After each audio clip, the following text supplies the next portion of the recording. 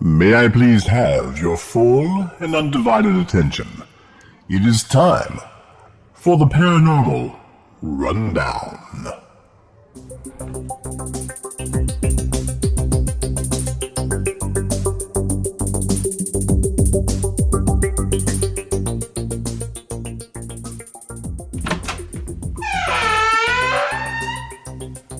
Hello, this is Cedric Dankwell-Smythe. I would like to take this opportunity to welcome all fans of the paranormal, the supernatural, the unusual, the entertaining, the terrifying, the horrifying, and those things that go bump in the night and in the daytime too. This is the one and only Paranormal Rundown, where the lads, the gang of nerds, choose from over 2,700 carefully curated paranormal topics. Tonight, the gang of nerds has snagged a truly astounding guest. Let's call him Randy. He's a hospital laboratory scientist. He's experienced a great many things, such as a rake-like fireplace crawler, overlapping realities, a ghost that seemed to latch onto him for a while, and many, many other things. And not only that, he probably knows more about the paranormal than the gang of nerds combined. So, let's get ready for a rousing evening with Randy.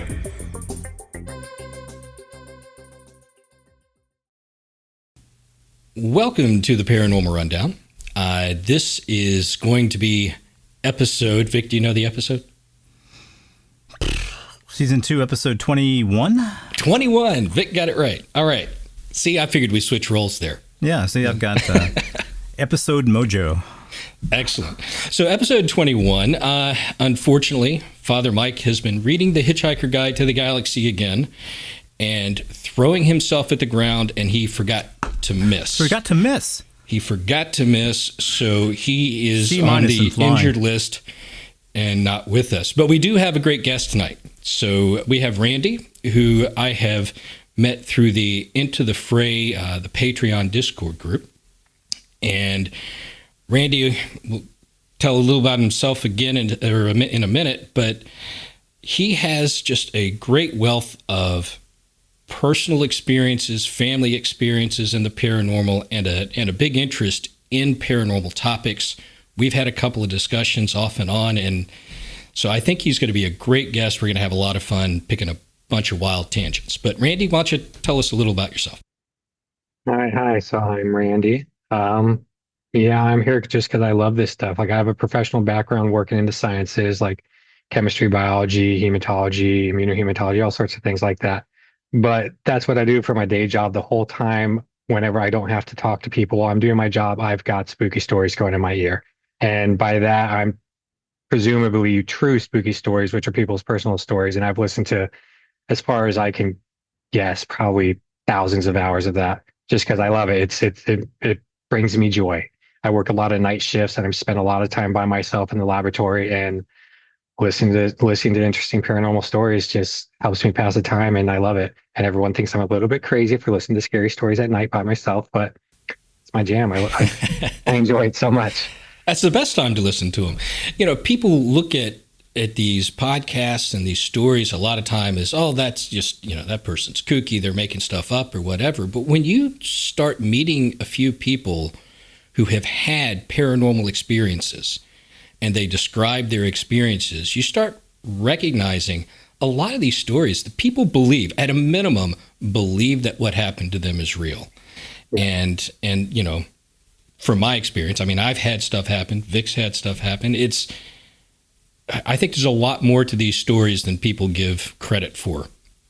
They just dismiss them. Yeah, I mean, I've been around paranormal things my entire life. Since I was a small child, I've been around things that have never allowed me to pretend that there aren't weird things out there. Right, like, even when I went into college and I was taking biology classes and I had staunch atheists teaching me evolution and all this, they could never figure out how I could possibly believe in weird things and understand things like evolution and like those too. Like, it's just not an option for me not to believe it. I've had too many strange experiences in my life I've had too much weird stuff in my family. Like, so yeah, and most people aren't lying. They may make mistakes, but most people are not lying when they tell these stories. I think that's the case. Well, Vic, why don't you start us off with the list? All right. So the list currently is at 2,759 topics. So less than 2,800. Just to irritate Dave a little bit, more than 2,700. All right. Let me hit the F9 key and let's come up with 6 topics, hoping we get a good one. Now, Randy, the guest always gets preference, at least the first preference, as to what we talk about. And if you hate all these topics, we can always spin again. And remember, it's the Paranormal Rundown, so nothing's really off limits. You can go down whatever rabbit hole you want to talk about.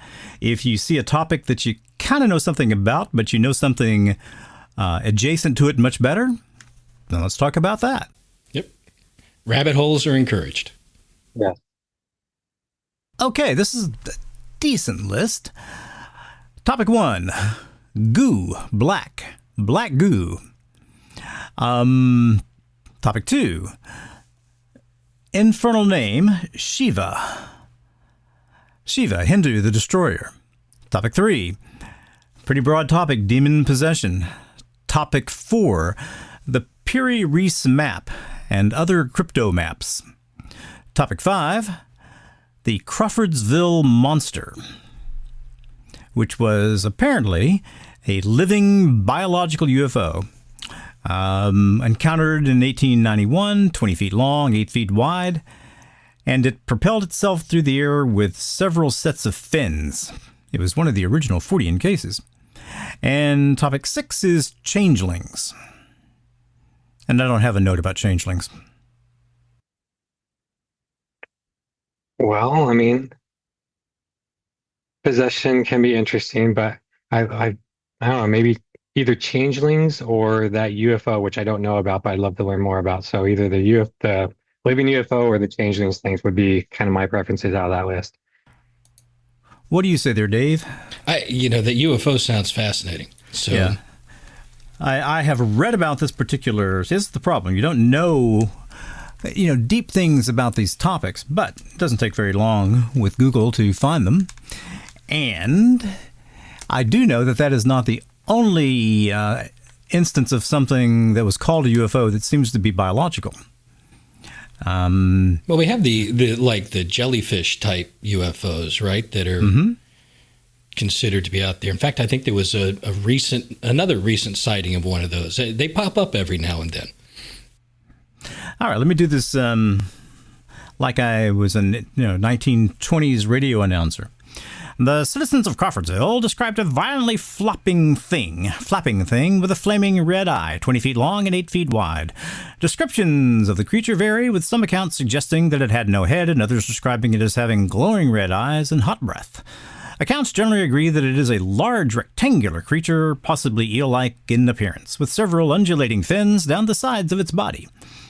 During a reported second appearance, witnesses described the creature as writhing and squirming and producing a wheezing sound as if it were in pain. One of the strangest accounts was when a Methodist pastor named Reverend G.W. Switzer and his wife also saw the animal. The creature writhed as though it was in great pain, squirming in agony, and sounded a wheezing, plaintive noise as it hovered at 300 feet. What is so strange about the creature is that it has an eye in its mouth, 3 jaws, and it appears to be a cyclops. It also seems to be eel-like in shape, with feathery protrusions coming out of its sides and back. How would you like to have been the reporter that wrote that story? And you're like, wait a second, it did what? Okay, eye in the has mouth. An eye in its mouth, yeah. It was writhing 300 feet. Okay. We have an alien situation with the moray eel internal mouth that snaps out. Right. That is alien. Yeah. That is a pretty cool creature, though. Yeah. When you look at the X-ray of that thing, how do you? I'm sorry. Go ahead, Vic. No, you go ahead. It's okay. I can catch up. I'm just trying to. You've got this case where you have multiple people seeing this thing. And it's got this combination of animal-like but unanimal-like. Like no creatures are square or rectangular. Yeah. Not that you would describe that way. I mean, you got some boxy fish, but that's about it. Yeah, you got some funky fish, but how do we imagine a biological UFO would even be floating? Let's say it's an animal, like it's one of those sky jellies, like they just have gas sacs, and they're made out of very lightweight, flimsy cellophane-like flesh, and they just float around like sky plankton. That's always kind of been my view of it. What do you think, Vic? Well, I mean, you know, Randy and I both have to figure out the science, or if there's some reason to discard the science. And you do too. So, what I've done is I've gone to newspaper.com, which I use all the time, and I've looked up the Crawfordsville Monster. And I am reading the Niles Daily Star, which apparently is a town pretty close to Crawfordsville. And they were doing in 1891 what they do now, which was immediately, as soon as something unusual started hitting the news, they had to immediately find a way to discount it. And they say this mysterious aerial monster was visible, and the apparition was declared by some to be a dread portent of judgment, or the sign of some early calamity that should overtake them or all of mankind. The well-known Methodist minister George W. Switzer was quoted as one who had seen the dread thing with his own eyes, and great was the talk. It now turns out that the supposed monster, according to leading scientists, was nothing more nor less than a great flock of killdeer, a bird of the snipe variety that flies in flocks. Rectangular flocks. Something like wild pigeons. In the course of their nocturnal dartings over the town, with their many lights, the array of white breasts of these birds was all that could be seen, and this was the innocent cause of all the commotion. Too often are such things as this snatched upon us as something supernatural by those whose imagination is vivid and original. So either a denial or a cover-up. It was just a weather balloon. Well, it was just a flock of killdeer. Right. Or square murmurations. Yes. Yeah, square murmurations, right. And so to your point, Randy, how would a living... Right, so you look at these jellyfish things, or you look at these other animal or living-like UFOs, and you've got to think that's not a technical, physical craft that's been created. Yeah. You have to look at them as some sort of natural creature of some sort. Yeah. And so air sacs within the flesh of it would make sense. Yeah, they'd have to have some way of... this is assuming a true flesh and blood biological thing, because most UFOs, I'm not necessarily nuts and bolts guy, but for something like this, let's presume we have an actual animal that somehow we don't know about that typically lives in the upper atmosphere. Like, it's got to have a way of generating gas, whether it has certain chemical reactions happening in its gut that generates gas, keeps it in very lightweight flesh of some sort. And can vent and accumulate that as needed, but otherwise probably just floats around and, I don't know, scoops up the bacteria in the upper atmosphere. I don't know. I don't know how much there is to eat up there. I don't know that much about that. Well, and it probably doesn't need a whole lot, because, the more it ate, the more mass, the more weight, the more it's got to offset. So yeah, the problem that I have with these, and I've mentioned this before, is it seems like we'd have airplanes hitting them frequently. We'd have, windshield wipers on the plane scooping off goo, because darn it, we hit another one. Sky jelly is, right? Sky jelly is when the planes hit the goo and the sky jelly rains down and then it dissolves away. I have honestly experienced sky jelly. Have you? Yes. I live in Pennsylvania, and it was right before I got married, and my brother and some other people to come to stay with me, and we were going to go play disc golf the day before the wedding. And the night before, we had this massive thunderstorm, incredible amounts of water coming down. And when I got up the next morning, there were 6 or 7 saucer-sized things on my car. Okay, maybe 6 inches around, 7 inches around. And what they looked like was the classic junior high school science textbook depictions of a cell, the endoplasmic reticuli. Mm-hmm. And so, they were kind of squiggly internally. And it was one of the strangest textures that I've ever felt. Okay, so you feel it, and at first it's jelly-like, and then inside there was this kind of cohesiveness. When you inserted your finger between the ridges of the endoplasmic reticulum, yeah, it would kind of contract. So it got tighter around your finger. Was there like radial geometry to it, like a jelly, like a jellyfish or something like that? There was a very definite non-random geometry to it. Yeah, okay. But not necessarily radial around. It wasn't necessarily radial or like a starfish or anything like that. But that does imply some type of nervous system. Yeah, because it's reacting to your touch. And so I scooped them off of my car, put them down to the tree, next to the tree that was close to it, and we went to play disc golf. And when I got back, they were totally gone. No dried up, desiccated anything. No dried up, desiccated anything. It's just like they dissolved into the earth. Vic, I am extremely disappointed. You should have at least put one in a cooler. I really throw some ice on it. I really should have. Put it in the garage until you got back. Yeah, I really should have. No, that was a bad mistake. What did it feel like when you touched it? Well, initially it felt gelatinous. Yeah. But that was on the outside. Within the folds of it, there was a bumpiness, a texture. Mm-hmm. And as soon as you touched those bumpy folds, it kind of contracted a little bit. Yeah. I mean, I'm not talking, horror movie. It's not like I'm, grabbing my finger wrapped around your hand or something. And I'm screaming, help me. No, it was just this tiny little bit of contraction. And there's no stinging, no numbing, anything like you'd expect from a Nigerian animal. Yeah.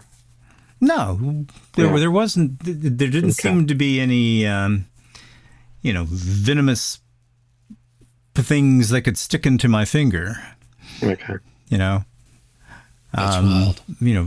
Venomous barbs or anything like that. I'm glad there weren't any venomous I imagine barbs. so. But I have witnesses. You can ask my brother, because I remember sitting around saying, "What the heck is that?" And I said, "Well, I think that's what they call star jelly." I just never knew that star jelly had that kind of clarity of structure. Mm-hmm. And was stuff moving inside of it? No. Okay, so it never moved on its own unless you poked the endoplasmic reticulum. The only movement you got was just if you touched it, there would be this minimal contraction around your finger. It's fascinating. And so I'm a little bit jealous. I would love to see something like that. What that was, I don't know. You reckon the men in black were driving around with a pickup, going to all the neighborhoods, throwing them in the back of the truck so they could take off, trying to eliminate the evidence? Up. Oh man, what are you doing today? Oh, I'm on star jelly pickup. They got it. Well, I want to latch on to something that Randy said earlier, which is the not always a nuts and bolts guy for craft. For UFOs, yeah. Explain that a bit further if you don't mind. So I've read some Vallée, some John Keel, some things like that, and I've kind of subscribe a little bit to the hypothesis that like things like, well, first on the like alien abduction side, all that, like people seeing aliens, I kind of subscribe to that whole alien type mentality where these are the same types of things that have always been around us and they've always been here. And they're not necessarily from outer space. They might be something that are either within the planet or maybe a step away in another parallel dimension or something like that. Mm-hmm. And I don't necessarily think that most UFOs that people see, despite what they look like, are actual, at least permanently, nuts and bolts craft. I think a lot of these paranormal spiritual things, I think they can manifest forms temporarily. And so they can be physical for a little bit. That's why you might have evidence left behind. But I think a lot of times that goes away, or they, whether you want to say portals or you want to say that this is some energy form that's manifesting physical material that then dissipates.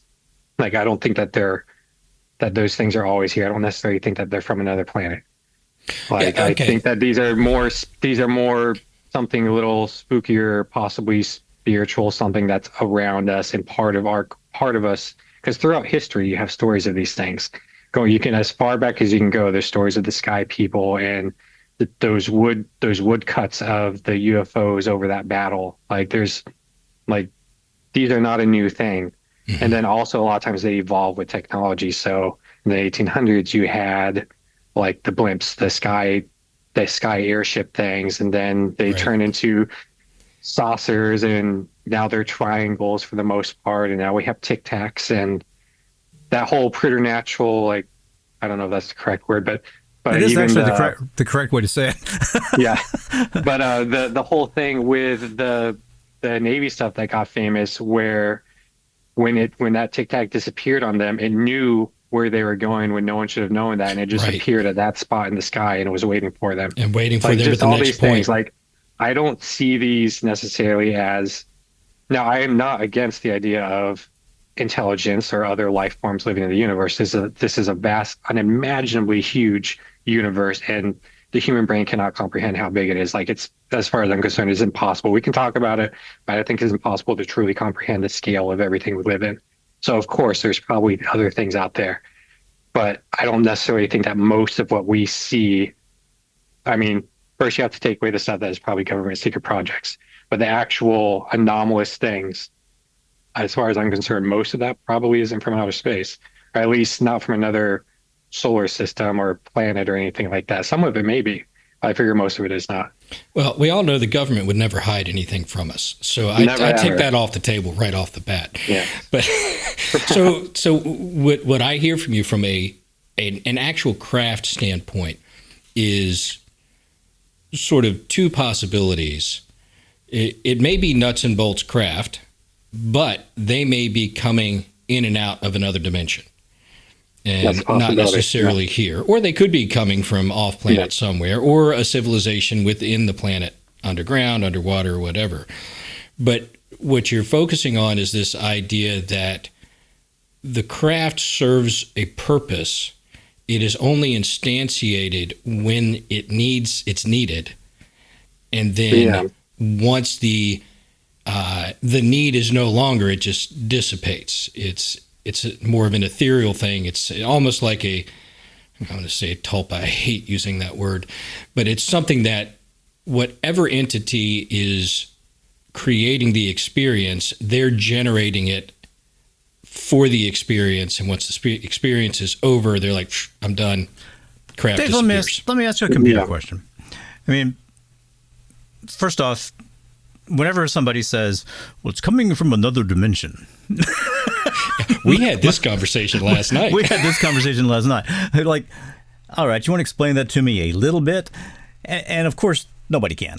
Okay, we just don't know of any other dimensions. We can speculate about other dimensions, but we don't know about any of those. But as you were talking, I was thinking about extremely complex computer programs. Okay, and I'm thinking kind of matrix level computer programs. So, but we have some very, very advanced computer constructs like ChatGPT. I remember reading one time about instant as needed subroutines that could pop up and fix problems somewhere in the running of that program and then disappear. As if this were a simulation, something might be popping in, doing a quick edit, and then going away. Well, I'm not a simulation guy, but I'm trying to think about, the closest we've been able to get. I think computer science is closer to understanding consciousness than neuroscience is, personally. I just don't think neuroscience really understands consciousness at all. I'll go with some of the Penfield stuff. I'll go with, these, quantum tubules and things like that. But really what we're seeing is an emergent behavior that might be coming from those things, but we don't really know. Mm-hmm. We do know that those things exist, and like everything else, we assume they've got a purpose. Well, their purpose may be consciousness, may not be consciousness. Just really, really don't know. But I'm thinking of computer programs running alongside or within other computer programs that could pop up when needed, fix a problem, and then disappear. So I guess I'm thinking of, from a programming standpoint, back when I learned to code, you would be doing some incredibly advanced coding back then if you were developing code that generated new code to do something and then eliminated that code. Right, so sort of on-the-fly code generation. I would imagine that today that is much more likely.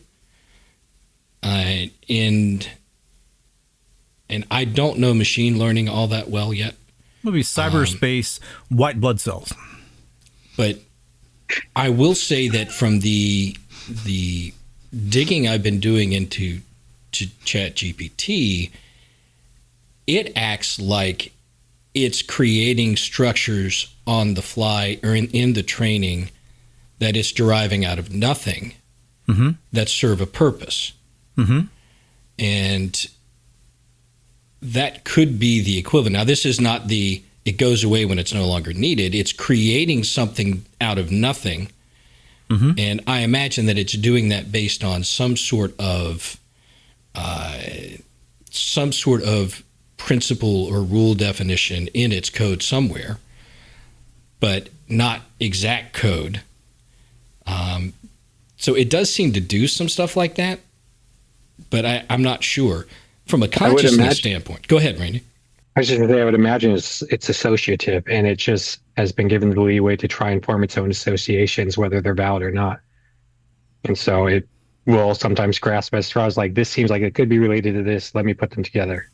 Well, and that's where that whole hallucination thing comes in, right? It is doing something that nobody knows exactly why it's doing it, but it is doing it. It's creating something, whether it's data, information, constructs, whatever.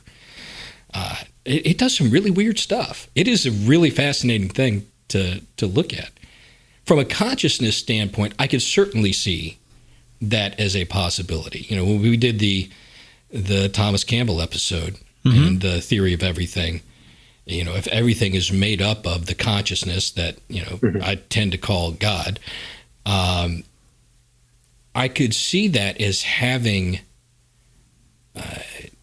principles within it that drive the creation of things on the fly that serve a purpose and go away.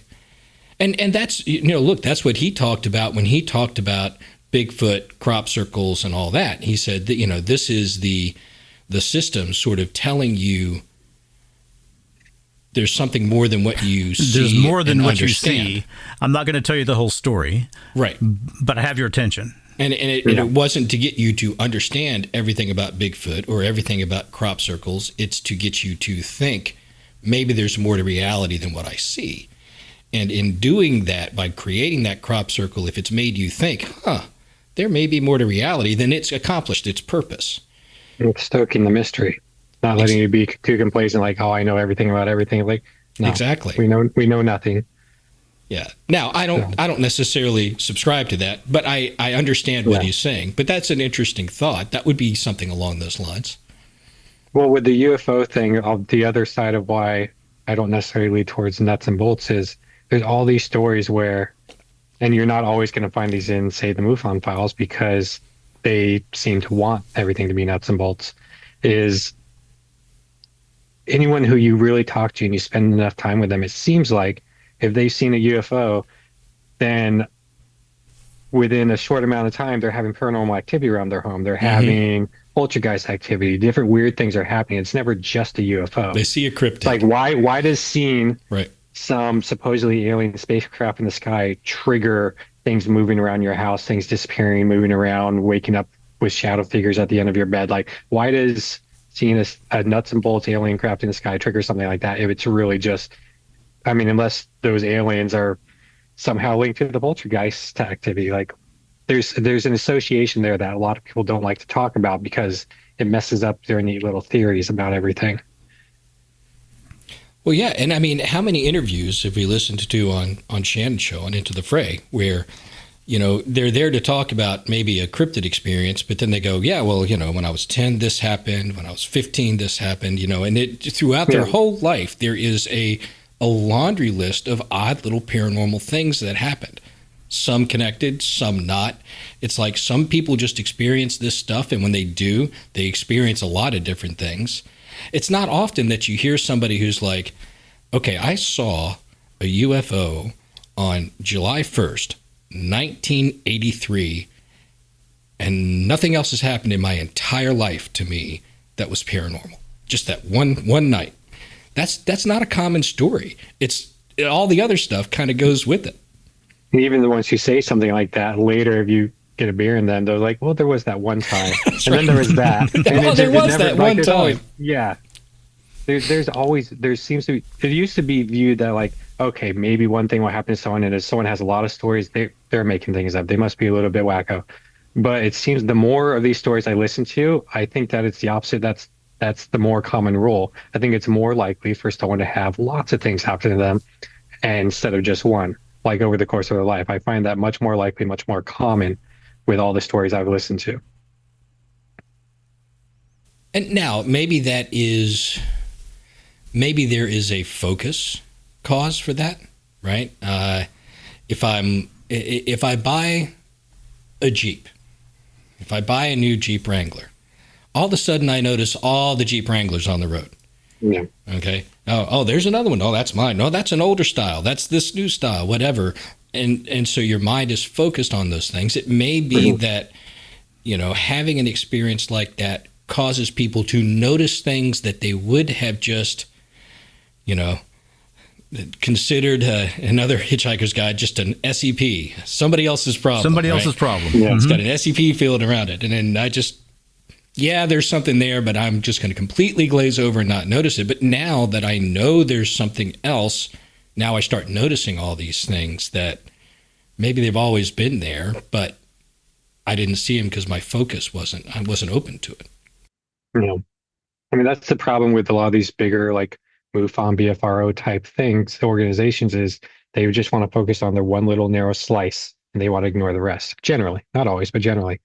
But if you read anything from anywhere from Valet and John Keel to someone like Joshua Cutchin and the type of things that he writes about, like it's just, or Timothy Renner with the Bigfoot stuff, like it seems like there's just so much out there. The tendrils go out into the paranormal ether, and everything's just kind of connects together like a web. It's never just one thing. I don't know why, but it just, yeah. Yep. Well, one thing that is interesting about the Crawfordsville Monster, which is what we originally started talking about, was that it's well documented. I can go back to 1891 and find multiple newspapers talking about it. With multiple witness accounts. With multiple witness accounts. Was that just one night? What's that now? Was that just one night? Yes, I believe it was only seen one night. Mm-hmm. Okay. Which to me kind of, I'll use a fancy word, augurs against the killdeer population, because you see murmurations for an entire season. Yeah. Okay, you don't. It's not like one murmuration one day. So this was at nighttime? Yes, I think part of it was at nighttime. I think part of, because they were saying the lights of the town were reflecting off the white feathers of the killdeer bellies. Okay. How much electrical lighting was there in that time period? I know there was some, but how much was there was some. Yeah. And this was a large enough town to have a lot of electrical light. It's not like there was self-illumination. That's reaching up to 300 feet. They would have had gas lights also. Yeah. I don't think so. Well, I mean, this is not a worked out theory at all for me. It's just kind of an organizing mental tool that I use. And that is that I'm like Randy. Randy, you've probably studied this more than I have, but I'm not a slouch. I've studied this stuff quite a bit for a long time. Since a kid, anything that was spooky and weird, Reader's Digest books, this stuff I've sought it out. Yeah. Watched the movies. And my mind has come to the conclusion that there is something like an overarching paranormal field that's part of nature. And that it normally does not interact with what we think of as the real world. But occasionally there are cracks in the real world. Occasionally there are imperfections in how that real world fits together. Whether that's simulation, mind of God, who knows? Just fluctuations in energy would be enough to allow it to happen. So I think at least a portion of things like the Crawfordsville Monster actually did exist, but maybe only for 30 minutes. Yeah. Maybe only for an hour and a half, just until that crack closed. Now, the interesting thing is, what if something gets in and it's not necessarily obliged to go back after the crack closes? And so that's just another organizing thought that I have. Well, that's when it gets stranded and it builds an entire civilization under the continent of South America. Oh, well, thank you for clarifying that. Where they bore a hole in Antarctica and they live down there. Yeah, well, that's a different event, but yes, exactly. Well, let's hit another one. Well, hang on a second. Prior to the show, Randy had said he had some questions he wanted to ask. So I thought maybe I would give him A, the chance to ask those questions, or B, the chance to talk about something that he found particularly fascinating, or that he was like the world's greatest expert at. I'm not the world's greatest expert at anything. Are you okay with that, Dave? Yeah. So take it away, Randy. Well, I mean, I had questions for you regarding your experience in Australia. Okay. Do the best I can. So for example, when I heard your interview on Shannon's show, you were talking about how you believe that this thing could control the individual hair follicles and move those around, and that somehow contributed to its camouflage abilities. Certainly, and that's one of the thoughts that has come into my mind. Yeah. Yeah, and when you said that, like, I was imagining, like, imagine that part of its brain, the part of its brain that deals with those little tiny muscles. Yeah. It'd be like our visual cortex. Mm-hmm. But go ahead. But I was also imagining, like, what if beneath that fur or hair, through some form of convergent evolution, they had developed some sort of chromatophores. Yeah, chromatophores. And then what if they had hollow hairs? And so you have almost like a fiber optic cable situation. Mm-hmm. So you have color changing chromatophores with hairs they could control a little bit that act like a fiber optic cable. And I don't know, that's what made you've got what the it made me same think picture of. in your mind that I've had in mind. Mine. Okay. I don't think all of its individual hair shafts were clear, but I think a large portion of them were. Or maybe it could emulate any color it wanted through the chromatophores. And just now, of course, it's very difficult to get close enough to examine the chromatophores. Yeah. I don't think you should have pulled out a magnifying glass. Say, excuse me, stand really still. I need you to chill out for a second. I need Chill to out look for at a you. second. Just calm down. I have some science to do right now. Look, I wonder, and I do occasionally hear other stories that talk about this.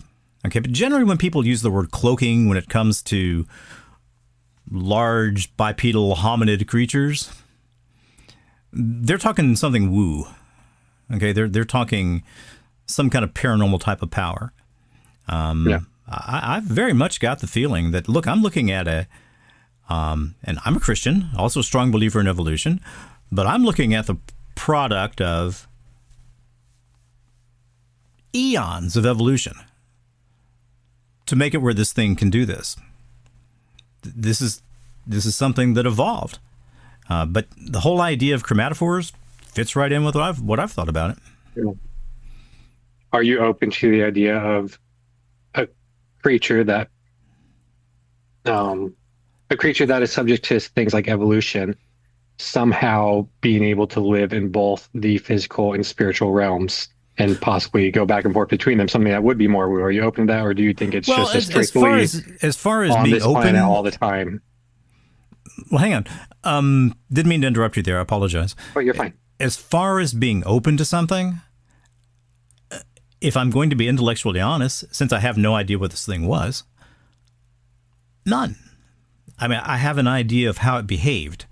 I have an idea of the characteristics that it allowed me to see, but I have no idea what it was. So I have to be open to just about anything. Yeah. The scientist in me says, well, you could limit that to the things that you can physically verify. I mean, I know the world has chromatophores. I know the world has hollow hair shafts. I know the world has brains that can adapt to do amazing things. I don't know if something can phase out of this reality and into some other reality. I don't know of any evolutionary examples of that. However, Yeah. I can see a situation where that might be evolutionarily advantageous. Yeah. I mean, I have a habit of living in both worlds when it comes to thinking about these things. Like I'm not so much of an either or type person. I'm more of a yes and type person when I think about these things, because we don't know. Like it may very well be something like the thylacine that you also saw, which is amazing, freaking amazing.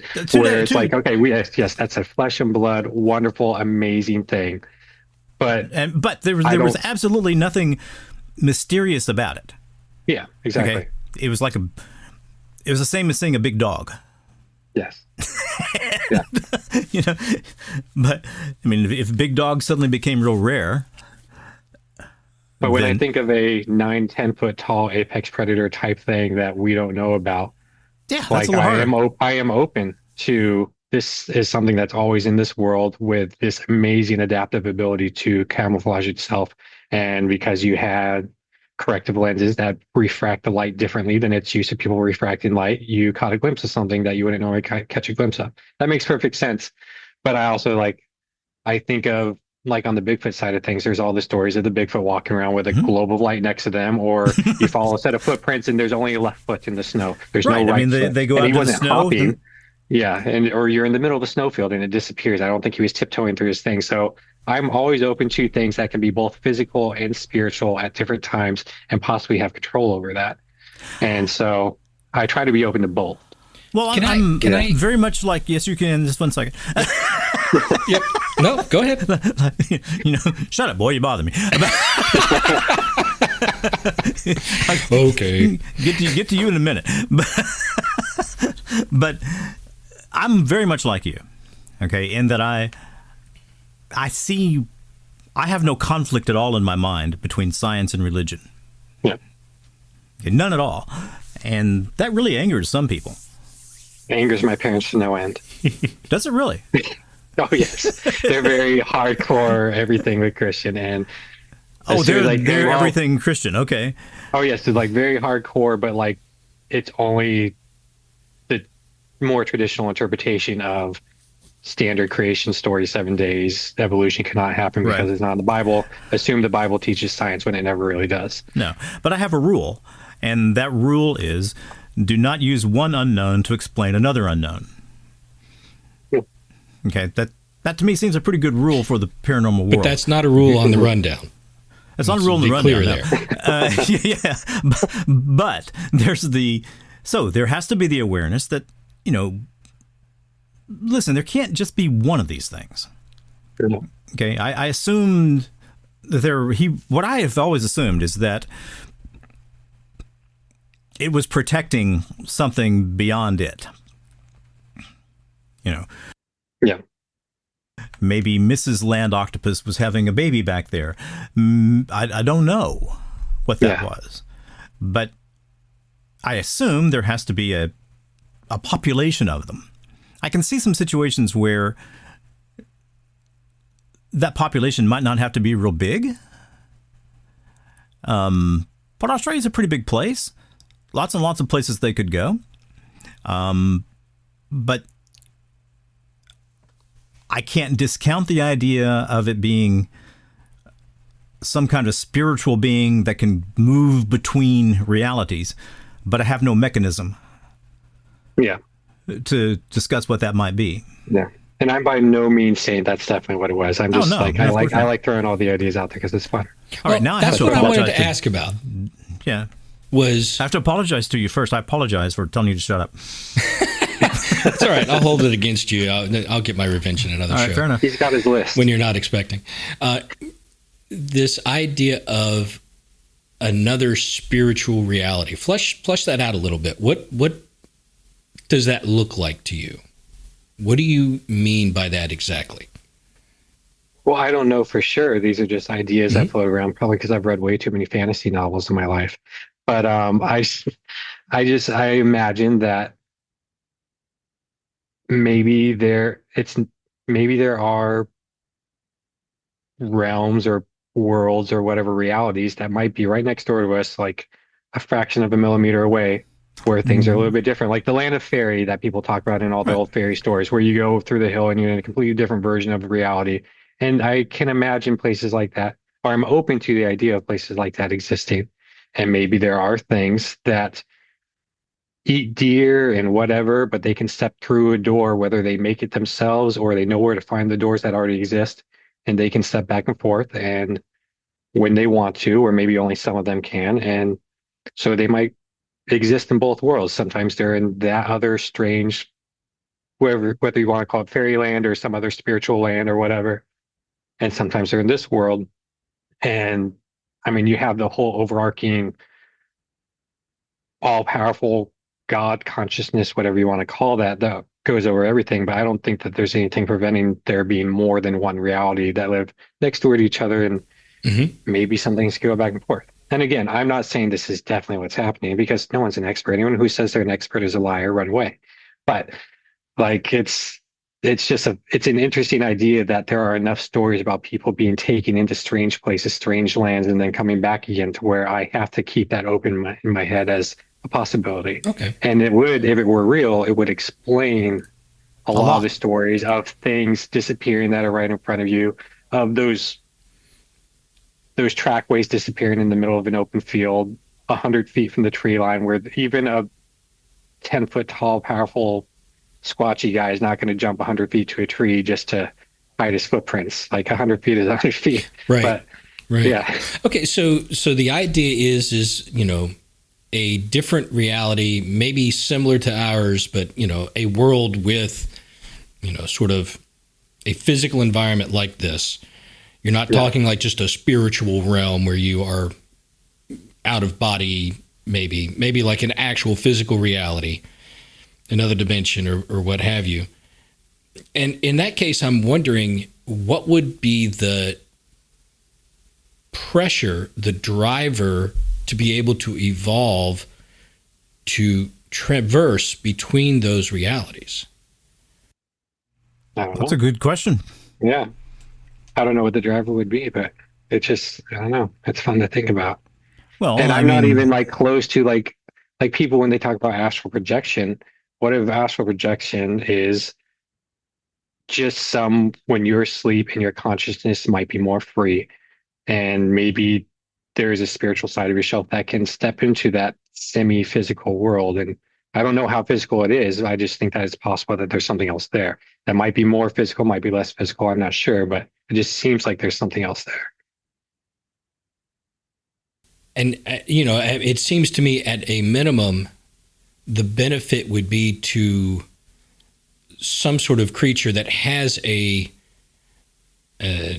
consciousness like we do, right? Some sense of self beyond like, an animal, beyond, like a deer isn't going to develop the ability to jump between realities, and maintain its sense of self. I don't think. Now, maybe they do. Yeah. In which case, they're going to be really mad at me for all of my past years of deer hunting.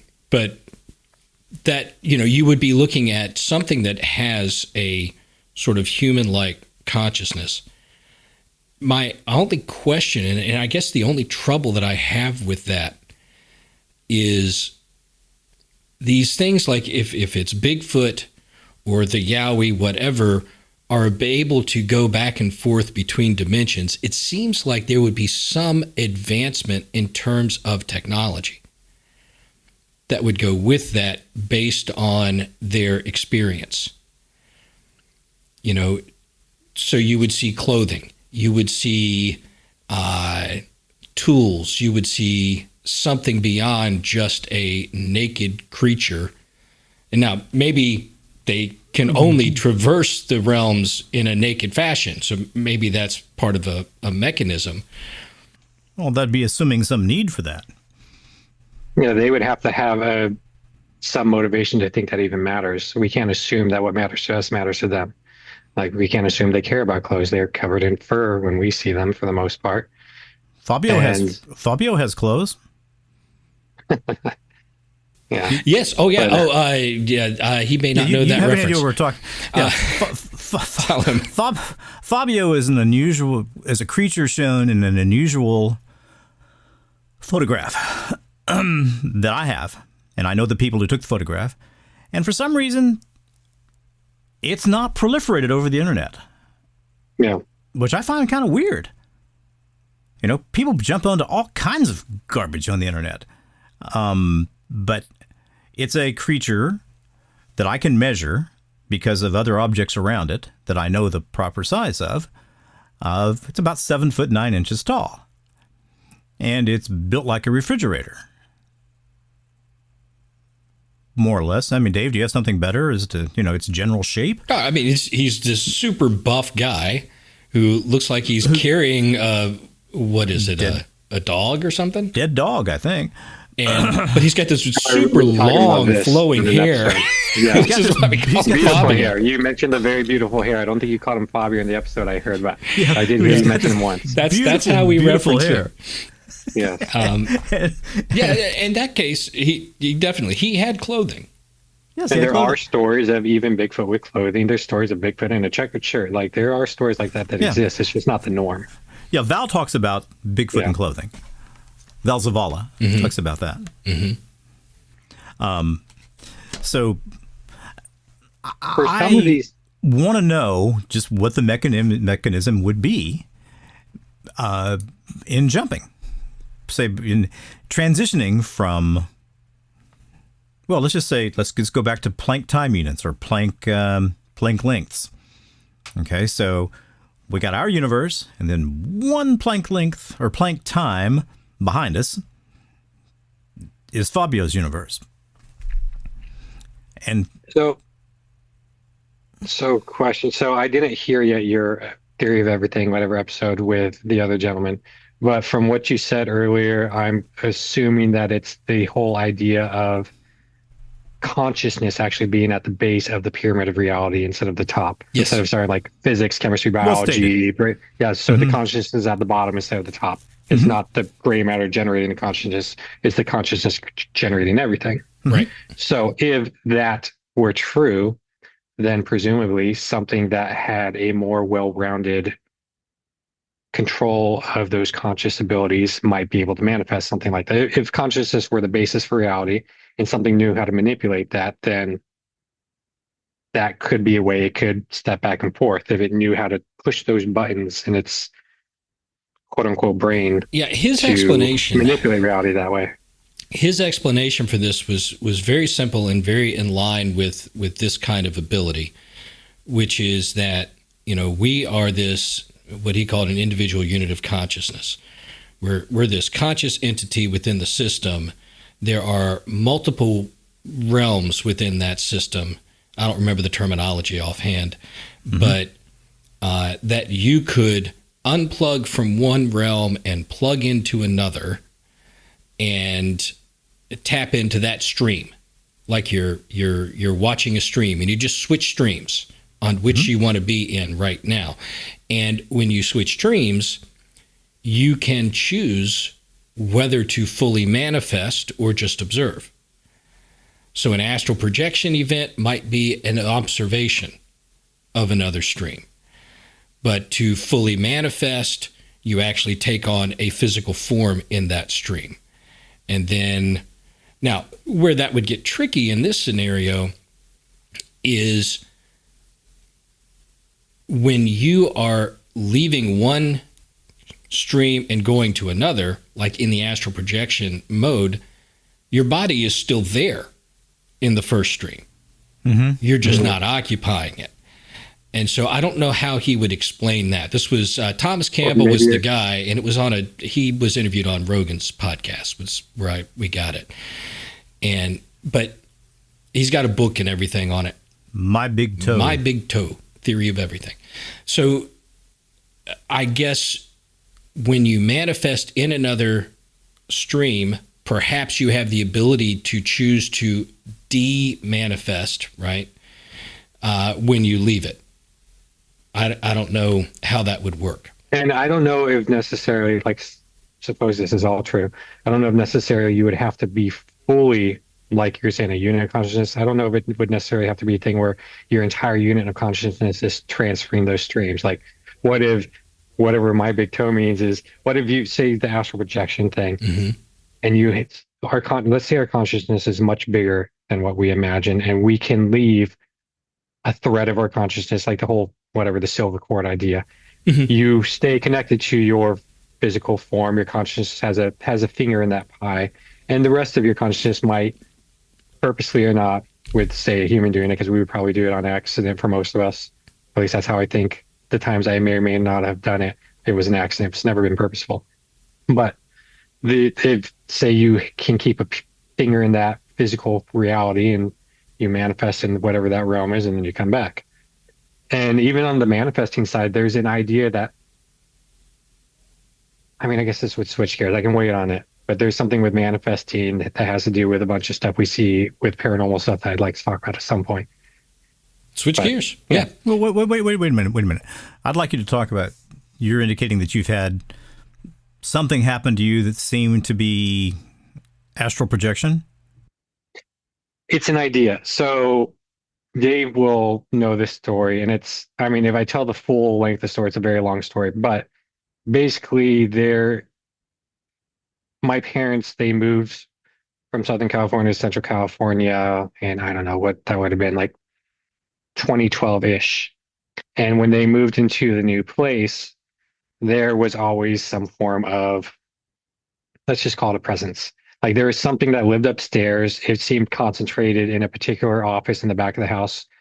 And whenever you were upstairs at nighttime, that part of the house was just always feeling like you always had like a predatory feeling from there. Like there was something there watching you, and it was always making you uncomfortable, and you never wanted to, at least with me, and I wasn't the only one who noticed this, all of my siblings, my wife, who at the time was my girlfriend, then fiance, like anyone, they, for the most part, they didn't like to be upstairs in that part of the house at night because it just always felt off and uncomfortable.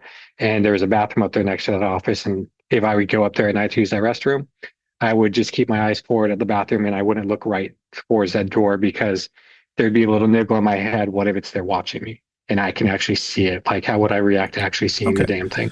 Okay. So that's a very standard reaction to anything that feels off.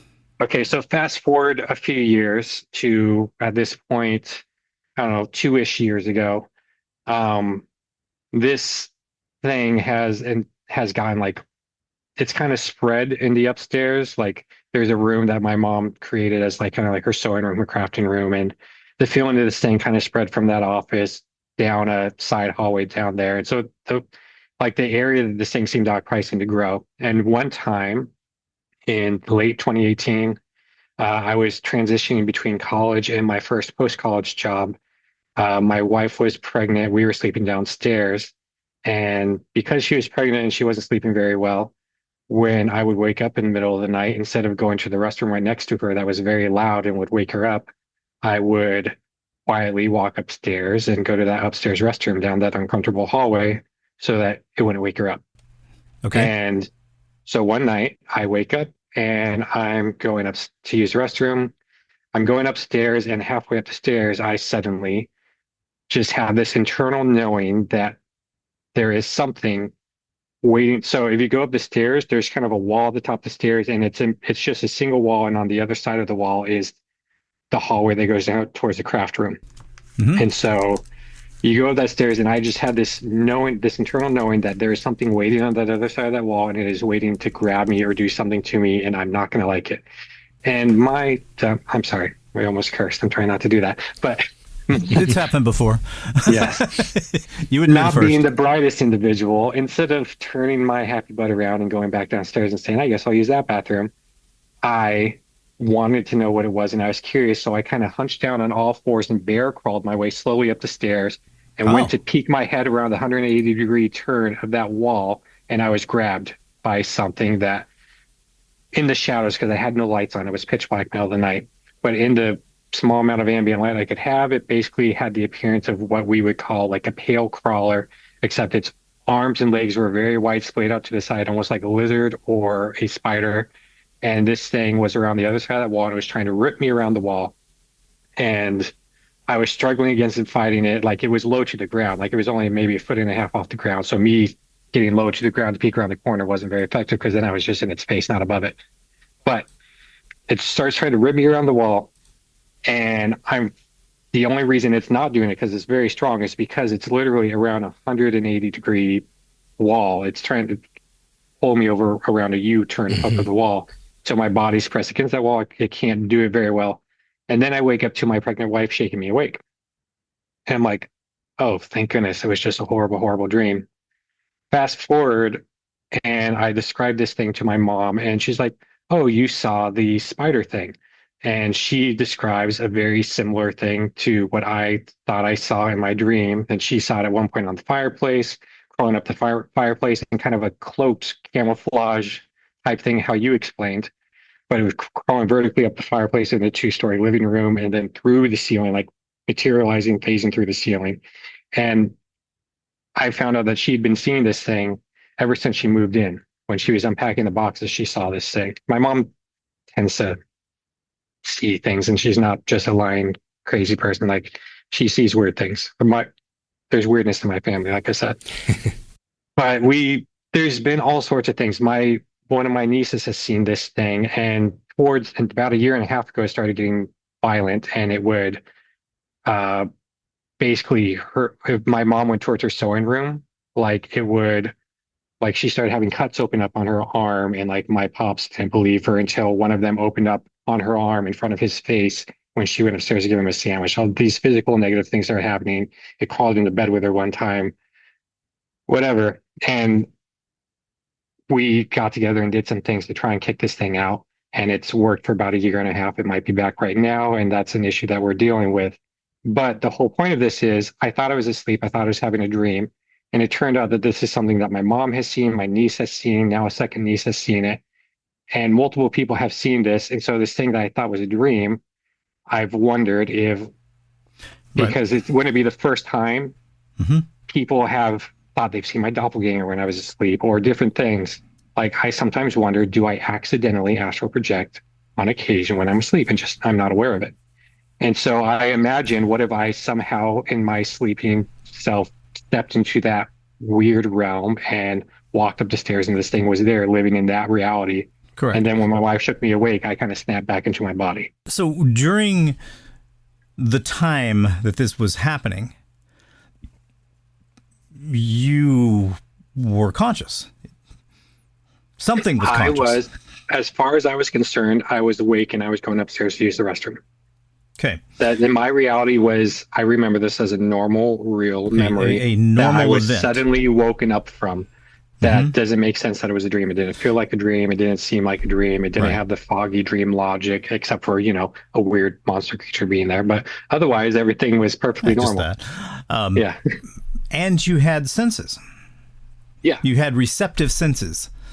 Yeah. This thing had like kind of cool, clammy skin. Like it kind of almost seemed like cool, almost dead flesh. Like it looked a lot like, and this was in the dark, but it looked a lot like the stereotypical creepypasta vision of what the rake looked like. And I know that's creepypasta. I know was a made up story. No, but there are lots of stories of real humanoid type things. Chris James has seen one. We had Chris him James on has in the seen first something season. like this. Right. I mean, most stories are based on some either actually encountered being or some kind of archetype that exists in our brains. Okay.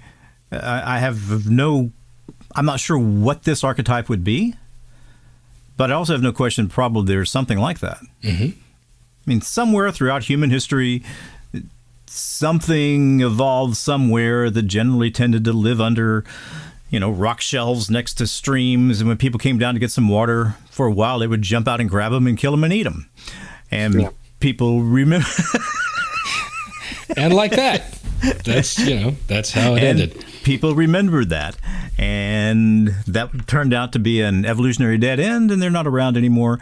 But we still have a genetic memory of them. Did it say anything?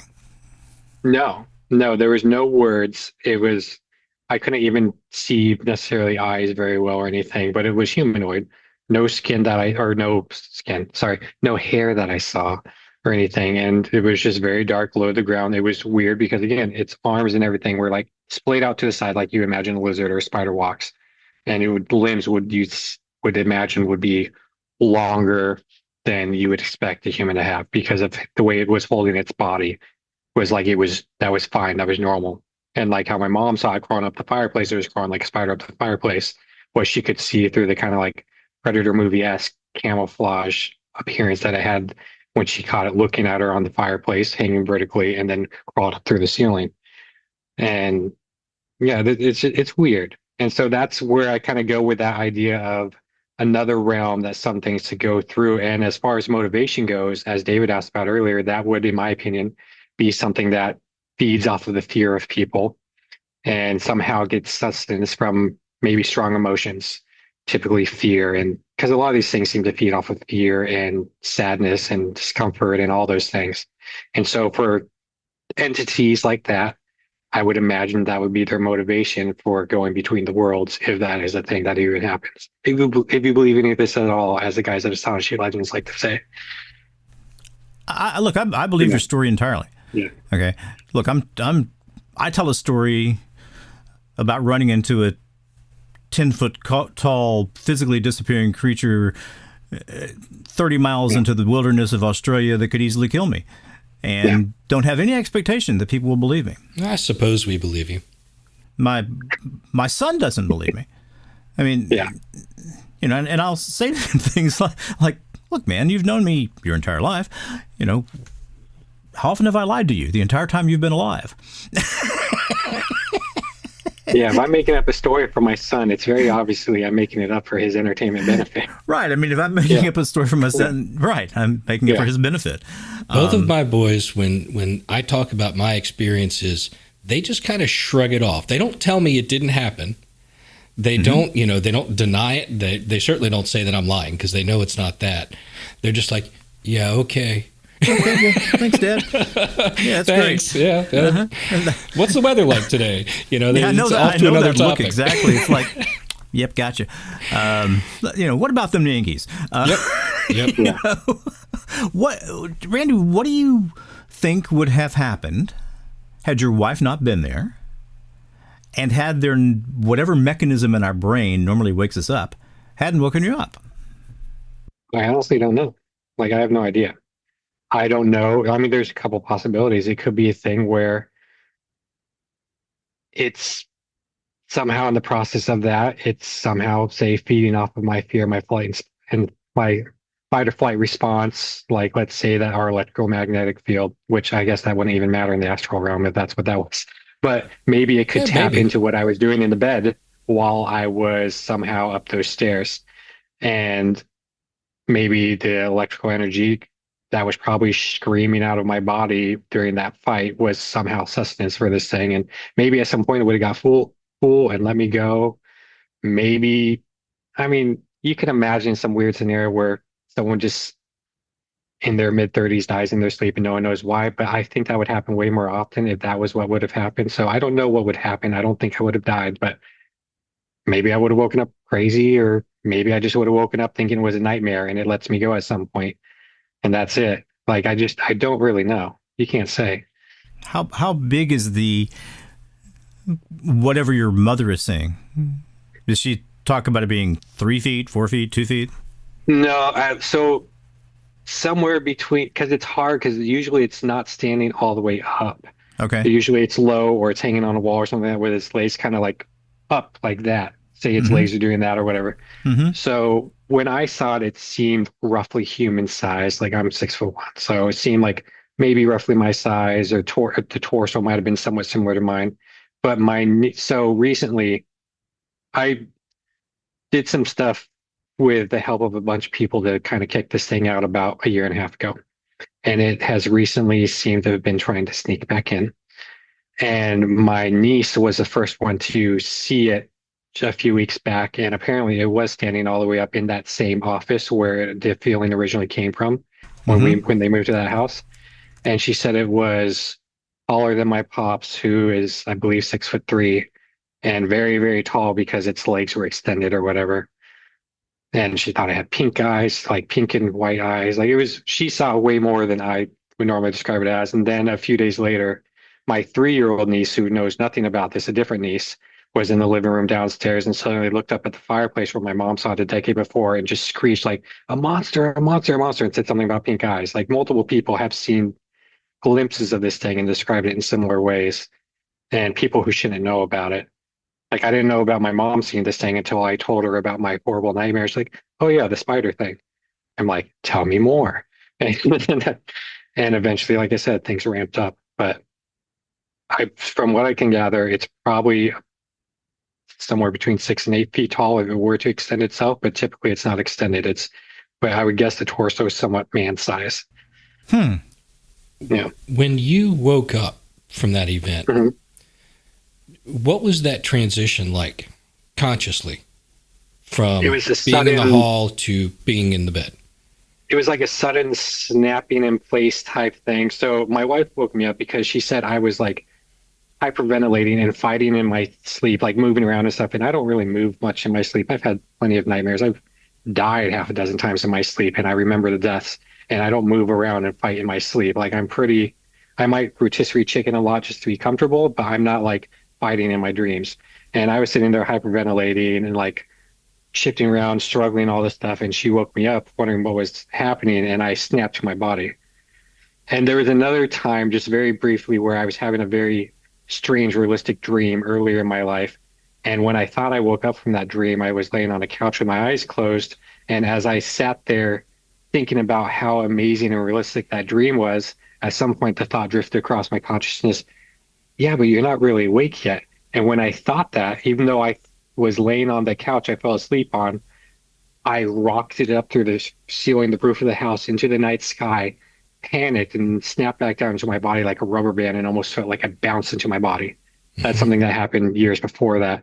And this had a somewhat of a similar feeling, like I just snapped really quickly into my body. Like, what happened? It was a snap. And so I don't know what it's like for other folks, and maybe you can describe what it is like for you normally when you have a regular dream. But there is a transition phase from dream to wakefulness that is, there's a grogginess, there's a twilight in between. Yeah. Yes, there is. Even if it's sudden, even if it's a sudden wake, you're wait a second, where am I Slightly now? disoriented. Yeah, exactly. You're disoriented. You're Yeah. trying to figure it out. It may only take you a second to figure it out, but there's not well, I was here and now I'm there, and my stream of consciousness hasn't changed. My ability to think hasn't changed.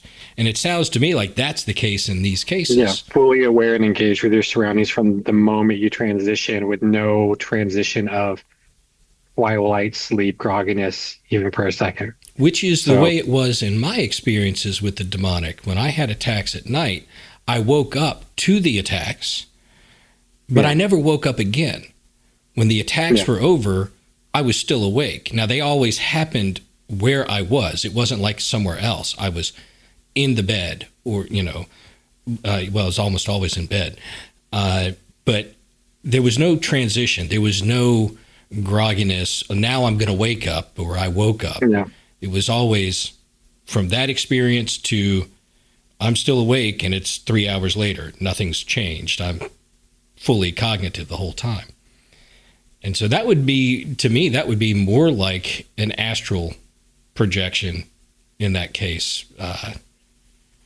Well, it's for what you're another experiencing. interesting twist on that is I have had one single in my life sleep paralysis adjacent experience. And that was the only time I woke up to something in the room that I believe was true evil. Even this thing that was trying to rip me around that wall, it was extremely predatory and other, and not something I want to deal with, and something that has started acting out in my parents' house, and I needed to get rid of the thing. It was very predatory, very parasitic, if you want to label it that. But I never classified it as like pure unadulterated evil. And the one time I had an experience like that was I was having a dream, and this felt like a normal, a little bit sleep logic dream. And it was like your kind of stupid Hollywood horror movie demonic possession type thing, where I was in a cornfield, of course, and there was something zipping at super speed back and forth through the different corn rows, zipping all around There's me. something very archetypal about fields with plants that are taller than we are. Exactly. And something like, that probably sounds horrible on audio. I'm sorry. But something just zipping back and forth through the corn, trying to intimidate me. I'm like, who knows where I am? Like, I find a tractor or some open space in the middle of the field, and I'm there hunkering down, and this thing zips out of the corn, stands in front of me, and it's one of my sisters. And in this dream, she is fully possessed by something that I would classify as demonic or adjacent to demonic, whatever term you want to use for some form of pure evil. And it started saying all these horrible things, of basically all these things it was going to have her do and let her be accused of doing it when she was in no control, like murdering people in the family or whatever, just nasty, whatever things. And it was just like basically wanted me to know what it was going to do to her and have her do and make her go through, or it made her suffer the consequences for these actions.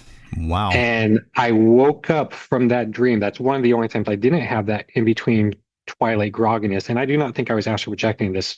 I think this was a dream, but I woke up to something in the room with me that I think had somehow infiltrated my dreams and was affecting that dream. And I was fresh out of the military at that point. I was in the Navy. And so we slept in big rooms on the ships where you basically have rows and rows and rows of bunks. People are getting up all times of night and day. And so I would sleep with blankets over my head at that point in my life because lights would be flipped on all the time. And I'm a light sleeper, so I'd always sleep with the blankets over my head so that the light wouldn't bother me as much.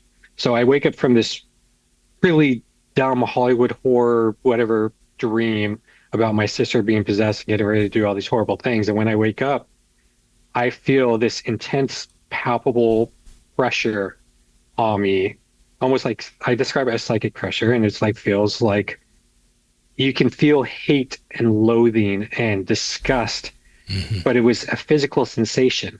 And I grew up hearing stories from my mom about how things would hold her down. She would have like more traditional sleep paralysis things, or things holding her down and attacking her, doing all those things. I didn't know that term at that point in my life, but I knew the idea of waking up to something holding you down and hurting you or whatever, being aggressive.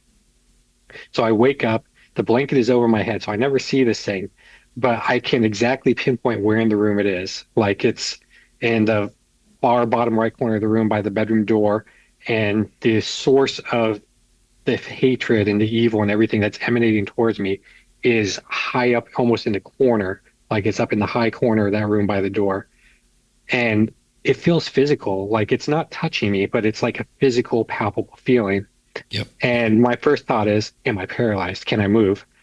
And so I very carefully do a wiggle your big toe type nonsense thing. And I very slightly move my foot, maybe half a centimeter, like, okay, I'm not paralyzed. I can move. And it's just this weird, palpable, physical, tangible feeling, even though it's not actually touching me, of loathing. And somehow I know that even though it's up there and it's wanting me to feel scared and fearful and all this stuff, it's still somehow threatening my sister. And so I sit there without moving underneath the blankets and knowing exactly where this thing is. And I just start praying for my sister. And I sit there and I pray for her silently in my head for maybe half an hour before that feeling finally like melts away. It melts away. I pull the blankets off my head. It's gone. I put on some music and send a text to my mom who's in another city and find out that she's been awake because something's bothering her. My sister and her friend who are in a third city are awake because something's bothering them. All three groups of us are all awake at the same time at 4 a.m. with something bothering us and they don't know why.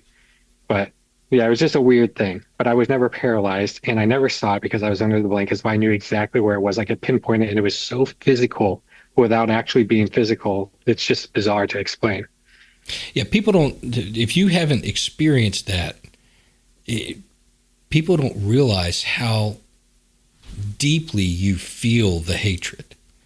You know, the thing in the room just emanates hatred of you in waves. It does not want you to exist. It just loathes you and everything about you. And it is, you can feel it.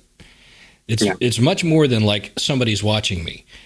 It's like, wow, if this thing could, it would just squash me like a bug right now. It's inexplicably tangible, this psychic pressure from these feelings of hate and disgust from this thing. It's hard to explain, but yeah. Well, can I ask a question? Of course I can. It's my show. It's our show. I had some experiences in hospitals in Houston that I have broadcast and talked about on Southern Demonology and my show, my podcast, and a little bit on this. But the term I came up with to describe what I felt from these people whom I believe to have been deeply possessed was insect nihility. Okay? By insect, I mean something totally, totally different from a human. Something with nothing at all like a human concept of morality or a human concept of decency. And nihility meaning that I didn't matter at all. Along with, of course, the hatred and the desire to destroy and to cause horrible things to happen. Is that in any way an accurate description of what you were feeling? It's similar. It's similar. I don't know if I felt definitely that I want to destroy, I want to hate, whatever. I don't know if I had that feeling of the alien consciousness, the insect, whatever. The predatory thing at the top of the stairs, I had that feeling from it without the hate. But that insect, other whatever thing. Right. But this thing in the bedroom, right, did not necessarily feel completely alien for me, but it was just, I don't know, or maybe I was so distracted by just how strong that psychic pressure of hate and disgust was that I didn't notice some other feeling. Well, a praying mantis has no, as far as I know, has no particular animus toward the bug that is ripping apart. Yeah. You know, or toward the mouse that is ripping apart. Whatever it's eating, it doesn't hate that thing. It just wants and needs to eat it. I think the difference in your experiences versus this, and certainly with mine, Vic, is that you were not the target in those experiences. No, I was just the peripheral observer. You were a bystander. You were observing what was happening in a way that was probably annoying to it because most people would not have observed it, you know, the way you describe it. But you were not the target of the demonic ire, so to speak, right? It was not there for you. And I'm curious, Vic, because my mother spent some time as an RN, and at Yes. one point she was in, I don't know if it was a psych ward or just someone where they happened to be keeping someone who had some form of dementia or something like that. But she walked into a room one night that was dark with a sleeping older female patient, and she could see almost superimposed or overlaid this woman's closed sleeping eyes, these like glowing red hateful eyes looking back at her. And this woman's eyes were closed. It was almost like it was overlaid. Yeah, that or always superimposed on really top makes of your her. night. Yeah, and she saw that once with like she saw that once with another person when she was younger. But like, I was curious if you ever had anything like that physical with it, or it was just No, I the never saw the glowing red eyes. I saw yeah. what I consider to be a ghost of a living person. Mhm. And I saw a handful of patients who were existing in some state that I don't exist in. Yeah. and that I can't exist in. Somehow I had the ability to. One of the things that I noticed, and okay, tell me if in your world there's any of this. It really was kind of like an SCP. Okay, I could remember these things. I could talk about them. Most of the rest of the staff, as soon as the event was over, it was like it was out of their minds and completely. It just didn't matter to them at all. I've always talked up. I mean, you work in a lab. You understand, or you work in many labs, but you understand how rigorous the protocols are. Yeah. You know, I mean, there's no leeway in how you do things. Mhm. Well, it's the same way in nursing. You know, you have a specific set of steps that you have to take in this particular sequence. And whenever these events were happening, it was just like people totally forgot the protocols. Yeah. Things were totally haywire for a 30-minute period. And then they'd kind of go back. I always sort of theorize that whatever the entity was behind all this had the ability to kind of cloud people's minds to make them forget how important these protocols were. Well, I don't work directly with patients, so I haven't necessarily seen that on the patient side of things. Most things are outside of the room I work in. Of course, you're working with... But yeah, I hear of things like that occasionally. Mm-hmm. And I mean, on the insectile, almost like not really human type feeling, like I have phlebotomists who work for me. Mm-hmm. And there have been times, because without going into too much detail, we're contracted with certain prisons. And there have been, for example, a time where my phlebotomist walks into a patient's room that has some guards outside. And for whatever reason, and this person has worked in jails before. They've worked with prisoners before on a nightly basis, multiple prisoners a night, even outside of their time and working in jails in the past. Mm-hmm. They've been in rooms with lots of varying degrees of bad people in their particular room, where she walks into the room and it's just like, she came back and she's like, there's something broken or off or just not human about this individual. Like, I don't know what it is. It's just like, it's just a completely alien feeling towards her. Mm-hmm. And so she did something that you might not necessarily be supposed to do. She Googled the dude's name, and he was a prolific serial killer with a lot of heinous stuff that he had done. I'm not sure why there'd be anything wrong with Googling the name. I mean, it's... I don't know. Yeah, I don't know. Like, people get weird about things. Yeah, people. I don't necessarily know that. People get weird. Public information. But yeah, no, so she looks this dude up, and it's like, this dude is a very, bad person. But she said, looking at him, like, he just looked at her like a creature. Mm-hmm. And she wasn't even his target demographic. Like, she did not fit the profile, the type of people that he liked to make suffer and kill. She was not his profile at all. But still, as he looked at her, she did not feel like he was seeing a human being, and he was seeing prey or something other that did not matter to him. And she didn't know what the feeling was till she looked him up. She's like, oh, that must be why. Well, humans... And then she never talked about it again. Humans can... I apologize. I get excited about these things, and I tend to step on people. I'm better than I used to be. Yeah, stop doing that, Vic. Yeah, I know, but I apologize. So please don't think I'm not valuing what you have to say. I step on Vic all the time, so And I mean, the truth is, I'm valuing what you say so much that it's like my thoughts are fighting to get out. But it's been clinically proven humans can detect psychopaths. A vast majority of humans, if you put them in the room with a genuine psychopath, they're aware that they're in the room with something they don't want to be in the room with.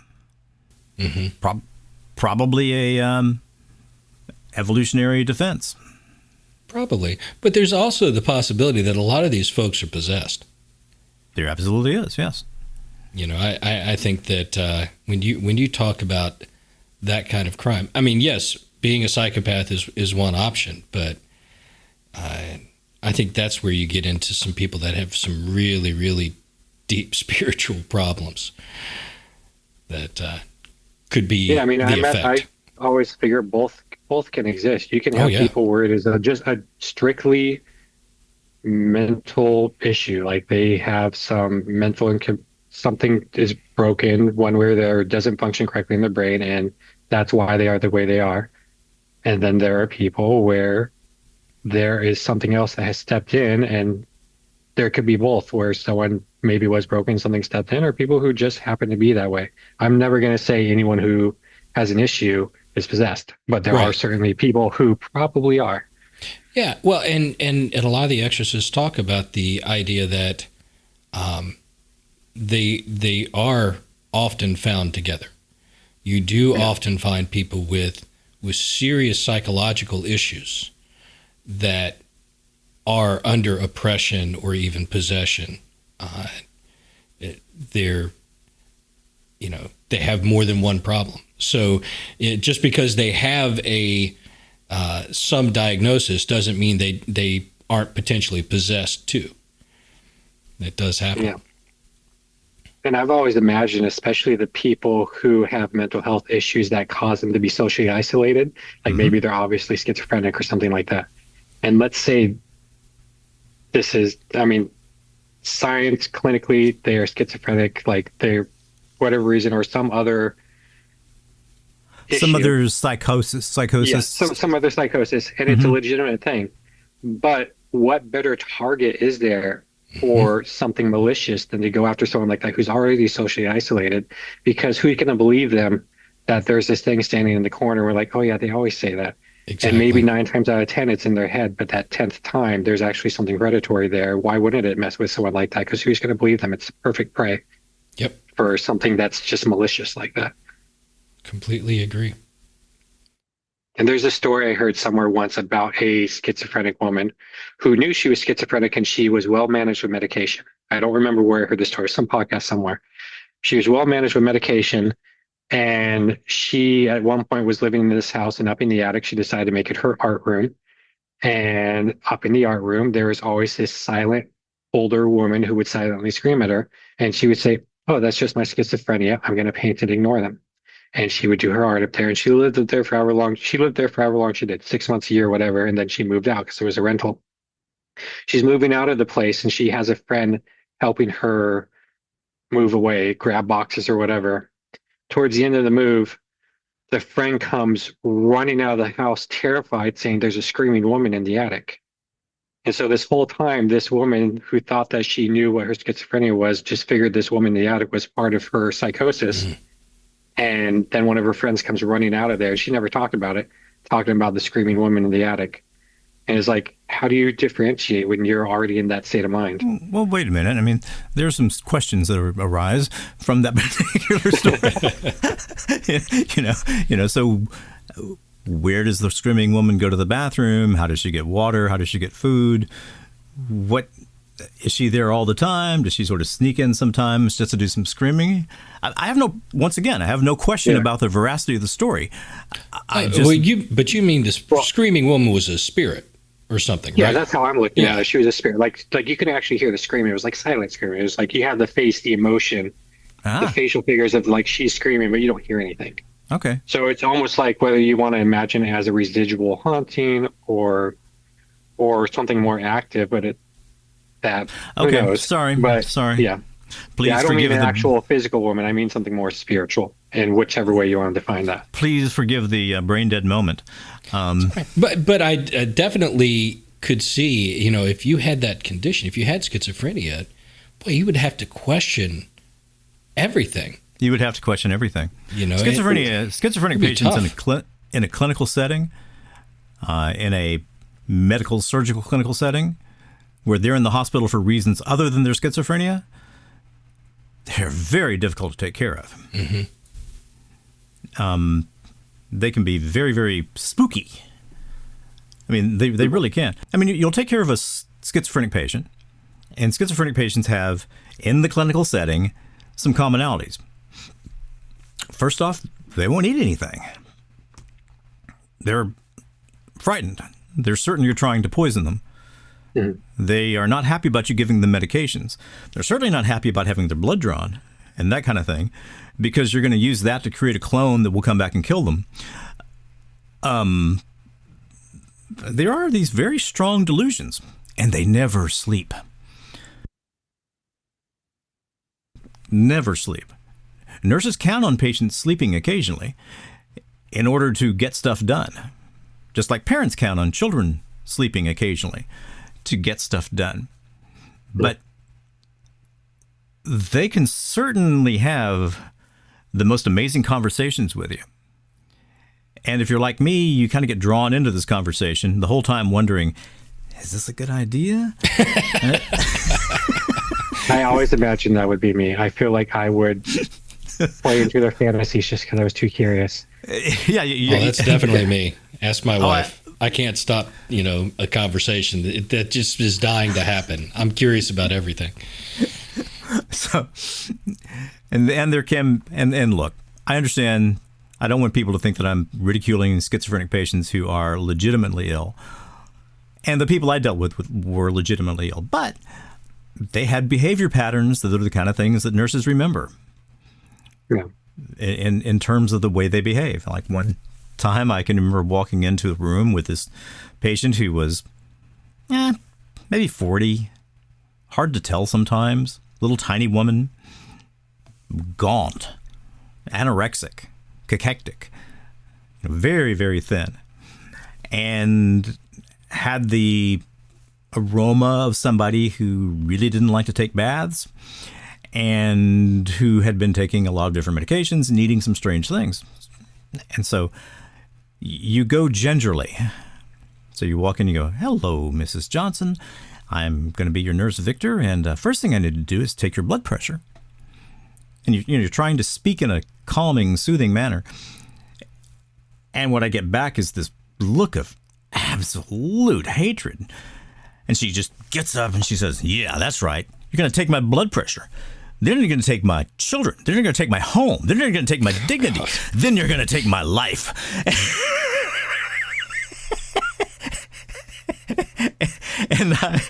Or something along those lines. And I was, "What do you say?" "No, Mrs. Johnson, all I plan on taking is your blood pressure. Do you mind if I do that?" "Oh, well, I guess." But the entire time that you're dealing with this patient, you're having to work through this filter of schizophrenia, of her inability to see that the reality is that I mean her no harm at all. Really makes life hard. Well, on the idea of reality, all this paranormal stuff, it is easy to see how some folks discount it as something that is in the mind. Oh, sure. Because when you have these experiences, whether it's seeing something in the sky or in the woods or in the dark in a haunted house, whatever, unless you have somebody beside you who sees the same thing, you can't really tell unless you capture it on video or audio. I mean, that's the great thing about doing the investigations is getting the EVPs and stuff with instruments that sort of confirm that something is happening there. Because, you second guess yourself a whole lot. Of course. Yeah. Randy, I have two questions. Yes. We're just about at 2 hours. We'll probably keep going another 15, 20 minutes if that's okay with you. Oh, I'm doing great. Okay. First off, did you ask all the questions you wanted to ask concerning whatever I saw in Australia? Yeah, the direct questions. There was some other things about like ideas about how things might manifest, but that that would just mean we'd have no more spins at the wheel if you do that.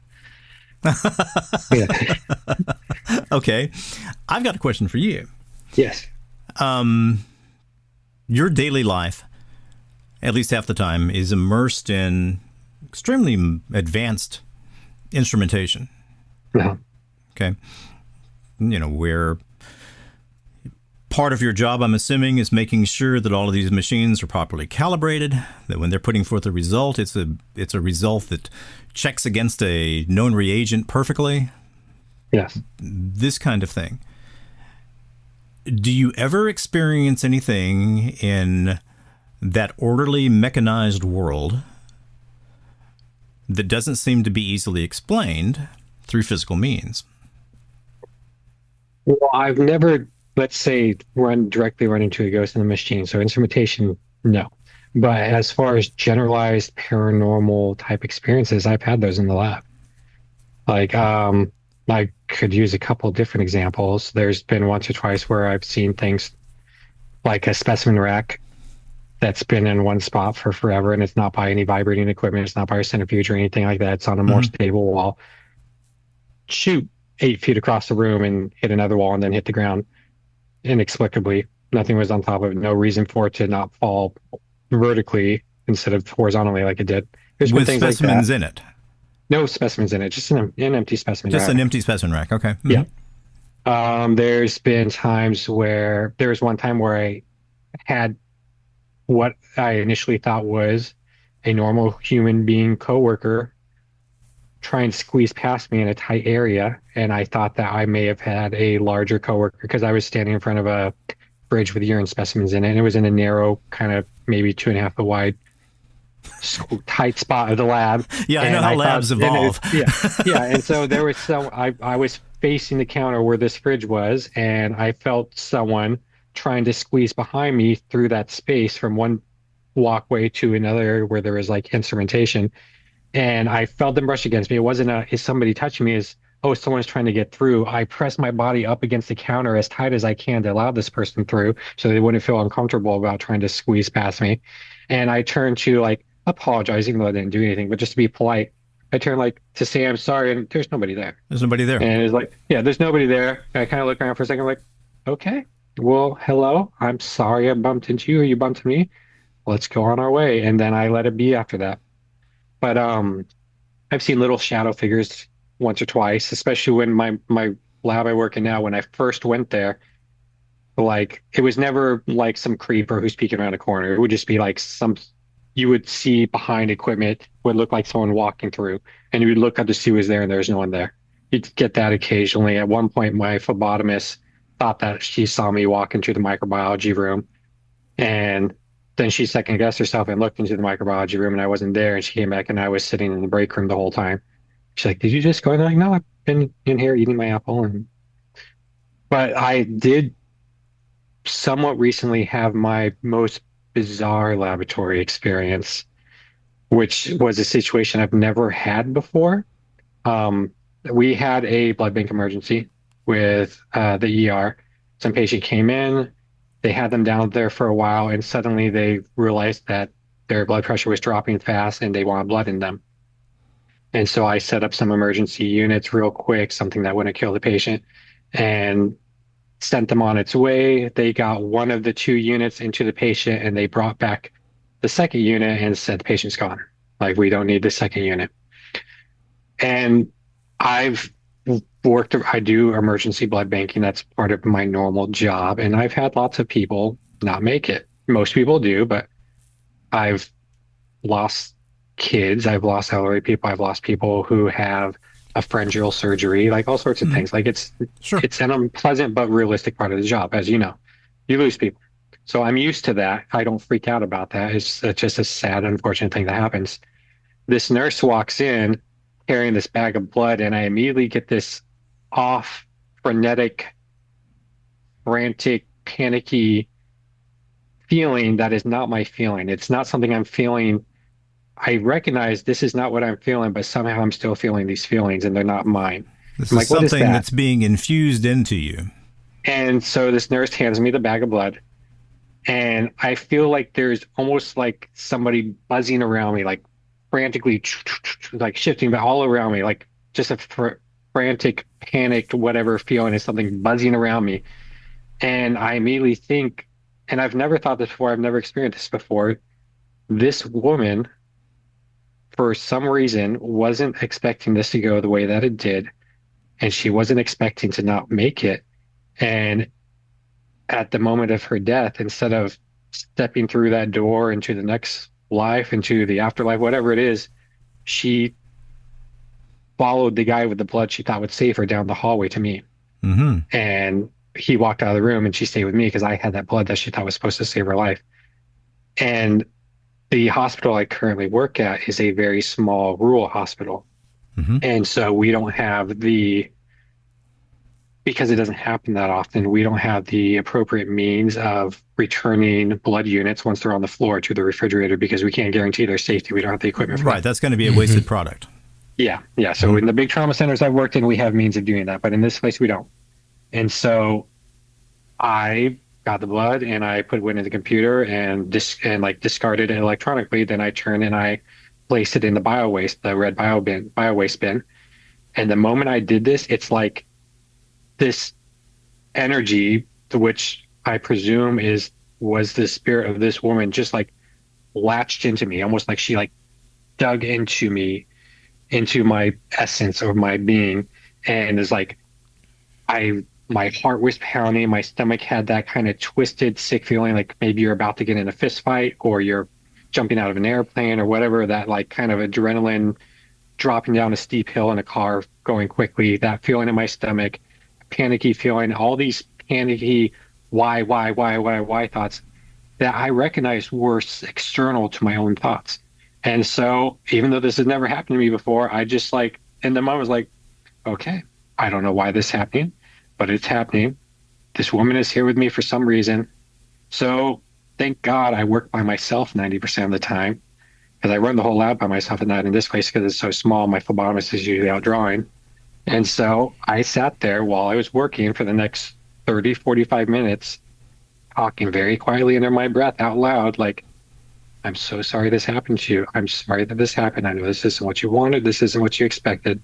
I know you're scared, but it's okay. Like, you will be okay. All you have to do, go into the light, go through the door, go with your family, whatever it is, whatever is there calling you to make the next step, everything will be okay. You will be safe. I'm sorry. And I just kind of went like this for like, I said a little prayer in my head. I kind of went like this for like 30, 45 minutes. And eventually it finally stopped over like maybe 30 seconds to a minute. Like the feeling just kind of melted away. I'm like, okay, she's gone. She's gone. And that was it. But I never had that happen before since. And I'm not someone who's going to panic because someone passes away while I'm associated with their care, because it's happened lots and lots of times before. Aside from the feelings, was there any other communication? No. To you? There's more just a general feeling of panic and dread and why, not understanding. Panic and fear, and disbelief, and all of that. It was more like base emotions, base states of emotions, and it was there was no like direct communication, talking, anything like that. It was just feelings and everything like that. It was just like the combination of it buzzing around me and then latching into me the moment that blood hit the trash can and for the bio waste bin. Totally unfair question. Go for it. Yeah, my favorite kind of question, actually. You were in a physical location. You're in the lab. Yes. Okay. You were talking about having the refrigerator in the little tiny hall or the little tiny corridor or whatever, and that's how labs labs develop. Pretty soon, we've got a new machine that does X. Well, we got to find a place to put it, and labs become mazes. Yeah. At least at the places I've worked. Yes. And then sooner or later, somebody goes in and organizes all that. Where do you think that horribly frightened consciousness was? Where did it feel like? I mean, if I'm in a room with you and across the room, there's a physical feeling of, well, he's over there. I can hear you. I can feel vibrations in the air. Where did it feel like that consciousness was? Well, until the moment when the nurse walked in the room, like it felt like they were like someone walking side by side with that nurse, like a foot and a half away from them, probably like that. And then until the moment I dumped that blood into the bio-waste bin, it was like she was within 2 or 3 feet of me. Literally, like when I say buzzing around, think like this sounds bad to say this way, but like a fly buzzing around your head. No, that's fine. And stuff. And that's not meant in the negative way you would imagine a fly would be, but just that thing just like buzzing around me that close to me, not leaving me alone. And then when that blood went in the trash, literally almost like she reached into my body, into my essence. And that's what I mean, like latched on, almost like if spiritual could be physical, like she latched into me for a good 30, 45 minutes. That is absolutely fascinating. And I'm not someone, so it's bizarre. I come from a very strange family who experienced lots of strange things, and I am the least affected by all of it. Like, I almost imagine I'm like the eye of the paranormal hurricane when it comes to my family. Everyone else will see things, feel things will go after them. Things generally leave me alone. I've only had that single almost sleep paralysis experience. I had that dream and stuff, but most things are focused on people around me. They're not necessarily always focused on me. Like, I've had people who claim to be able to see these things say that a lot of these spiritual entities stay away from me for whatever reason. And I don't know why. I don't even know if it's true. But generally, a lot of things don't necessarily happen to me as based on my standard, which is very bizarre compared to your average person because I come from such a strange family that have so many strange things happen to them. So from my point of reference, which is slanted, not a lot happens to me. And so for this thing to happen to me was very bizarre and not normal for me. Wow. Well, look, in my mind, you played a positive role in helping this suddenly disembodied consciousness. I hope so. It certainly seems that way. What changed when it dissipated? When they went away? Was it something you said? Was it, or did it just, now it was the time? I don't know. It just seemed like maybe, I don't know if they finally accepted it or what, but it's just like, it was a slight transition of still feeling that twisting in my stomach, my heart beating too fast, like just feeling like tightness in the chest. Like there's a lot of tightness in the chest. And that feeling just relaxed and kind of bled away over the course of like maybe 30 seconds to a minute. And then it was gone. And it was just like the seemingly physical sensations I was experiencing that were associated with what was happening kind of just melted away. And then it didn't seem like she was there anymore. And I was finally able to just like take a deep breath and just like, just be you again. Okay. Yes. And just like the tension was finally able to melt. And I went back to I was doing my job the whole time, but I went back to a more normal state of doing my job, fighting QC and making the machines work and all the different things that I do in between everything else. Well, we've brushed up on the idea of ghost possession, so to say, in conversations before. And it seems like something that some people think is possible. It's not really sure if it is or how it would happen. But there is certainly an attachment ability that happens.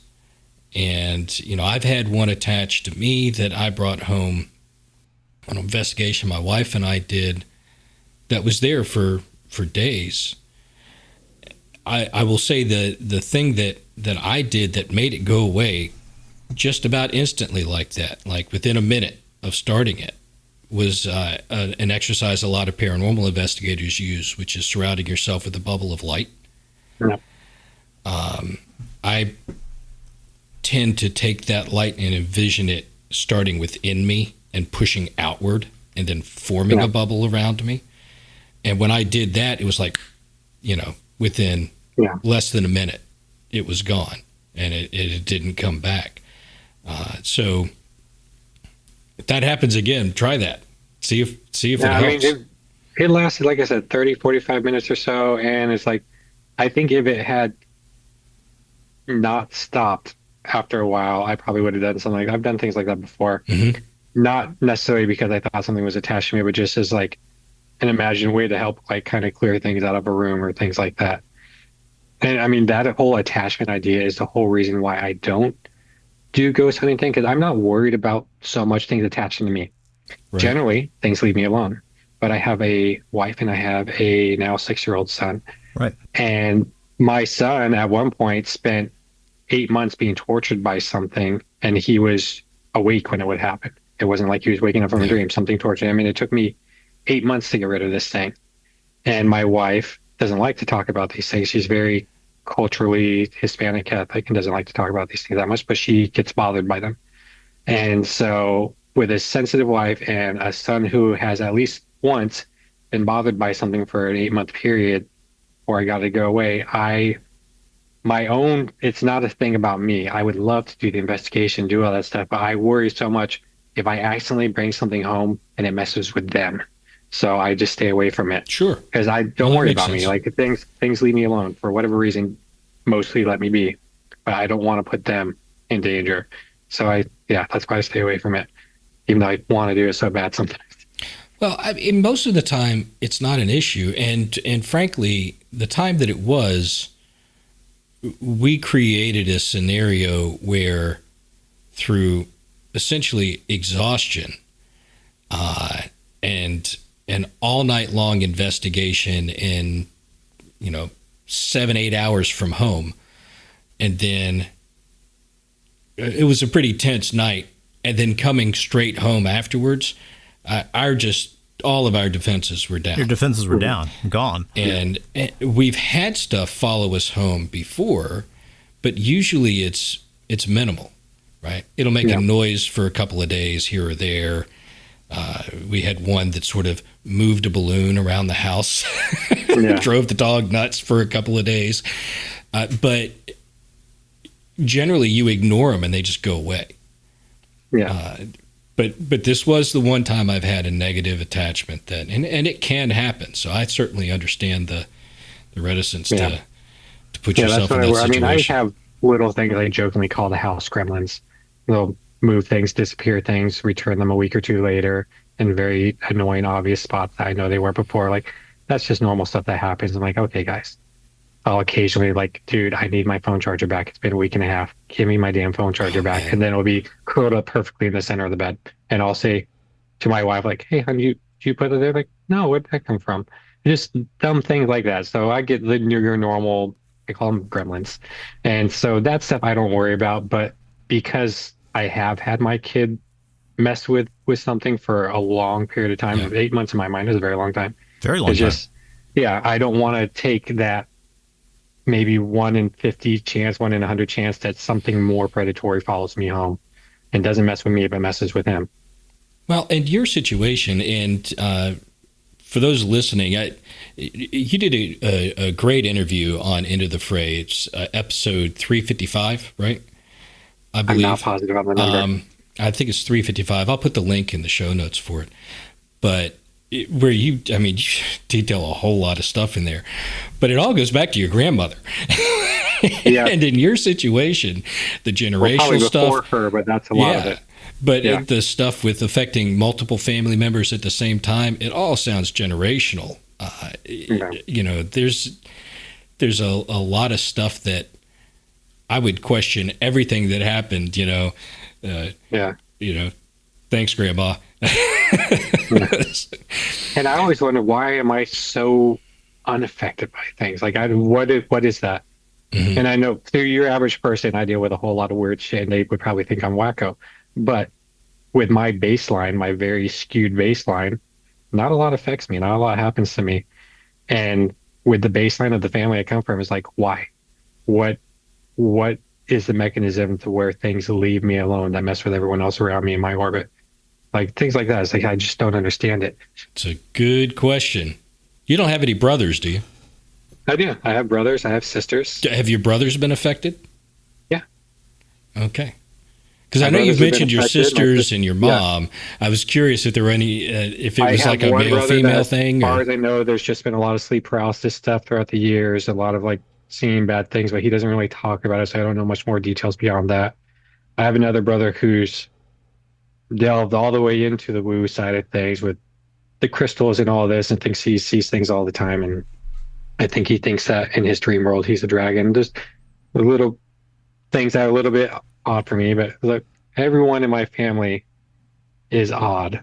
And has, I mean, even that brother, like, even though some of it you might say is just him being odd, like, there was a time where we were all hiking around the deserts of Southeast California and they were up on a high hill somewhere. And my mom is like, asked one of my sisters, like, hey, where's Randy? And this is like, oh, he's up there with so and so and so and so, my siblings.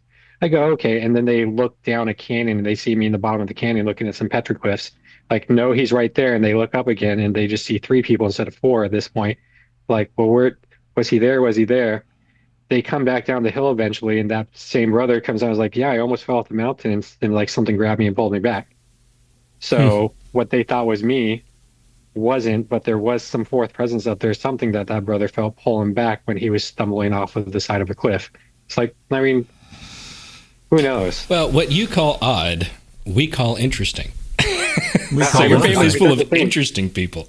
Yes, and I love it. Like most of them are terrified. My mom is so worried about this stuff, and I don't blame her. She's had so many bad things happen to her with this stuff. But for me, maybe because it hasn't been so traumatic for me as it has others, it's just like interesting. And I have to like try and make sure it's like when a medical person gets excited about something, it's usually bad for the patient. Yes, And that's it's true. Yeah. And Mhm. so it's a thing like that. Like the things that excite me are things that can be traumatic for people around me. So I have to be careful to contain that excitement while like trying to ask a few probing questions. I would And like I to don't ask, want it to happen to them, but it does. I would like to ask one more bizarre question. If you hang around this at all, you will learn that there are Vic questions. I love weird questions. The weirder, the better. Go for it. Well, I'm thinking back about some critical care patients that I took care of. And think of someone who's like a really bad GI bleed, esophageal varices, some kind of something burst in their large intestine or their small intestine. Man, these people can put out a lot of blood real fast. Mhm. Yes. And I can remember these situations where we would give people, maybe a dozen units of packed cells and, FFP and cryoprecipitate and all this kind of stuff, just trying to keep them alive. Yeah. Would go through more than their body's volume of blood several times. And truth is, most of the time you lose when a patient is that sick. Most of the time you aren't able to keep them alive. But sometimes you can. And have you ever, in those situations, been aware of changes in the patient based upon the receiving of all that blood? Changes in their viewpoint, changes in their preferences, changes in their personality, any of that kind of thing. So I don't directly interact with patients. There's a invisible barrier between me and them, so I'm not close enough to see those changes generally. I know I've heard all sorts of stories with, say, brain injuries where people will have dramatically different behavior. Mm-hmm. And I have heard stories of people who are organ recipients and things like that. I've heard stories like that, but I've never directly interfaced with someone like that. Okay. I always joke with my mom that she has, because she got like a tooth, like she got cadaver teeth at one point implanted for like to replace something. And I always joke about her haunted mouth. And she probably appreciates that. So like your dead man's bones haunting your mouth and infiltrating your dreams. But no, I've never directly interfaced with something like that. Okay. I've heard peripheral stories, but nothing direct. I should have known with your background that we wouldn't get through much on the list tonight. So this week on the Paranormal Rundown, emergency room medicine and nursing. Hey, listen. I found this conversation as fascinating as any Paranormal Rundown ever. Oh, yeah. It's been great. We've covered a lot of different stuff. Randy, is there anything else you'd like to talk about before we decide to sign off? Nothing that wouldn't take us another couple hours. So Okay. I'll let you guys be. All right. I'm assuming, look, it was great, Randy. Thank you so much. Dave? Yep, absolutely. It was great to have you here. It was a good conversation. And hey, we'll do it again. We'll spend another couple hours wandering down some rabbit holes. So you can... Yeah, if you guys ever feel like you want to have me back, I'm open. Like, I find this stuff fun. Excellent. All right. I'm going to end things. Everybody okay with that? Yep, all good. Hey, All right. Thanks a bunch, Randy. It was good talking to you. Talk to you Thank you later. so much. Bye-bye.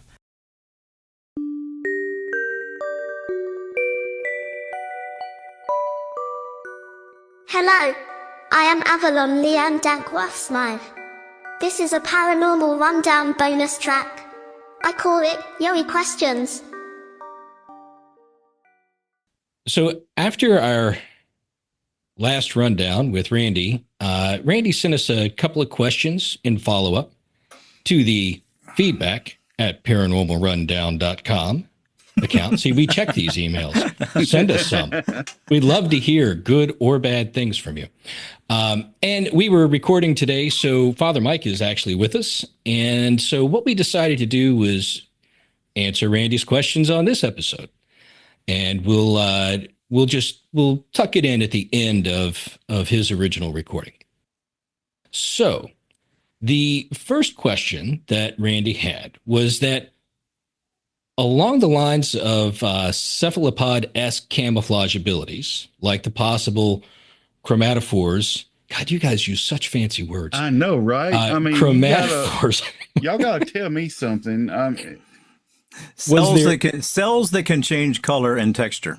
Okay. Thank you for dumbing that down for me, Vic. Yeah. I'd tell you. Skin changers. Was there any indication the creature could control its skin texture beyond the fine hair follicle control you believe that it had? No way to authoritatively answer the question. This was happening just before dusk. So shadows were fairly long. I was 15 feet away or so. I could see, the main thing I could see was hair and, what seemed to be like skin, and the fact that it could phase in and out of visibility. Okay. It wasn't physically phasing. It was a camouflage. Right. You were saying it was changing color to blend in with the background, sort of in varying degrees. Well, right? I don't think it was changing color. I think I have always thought that it was transferring that color.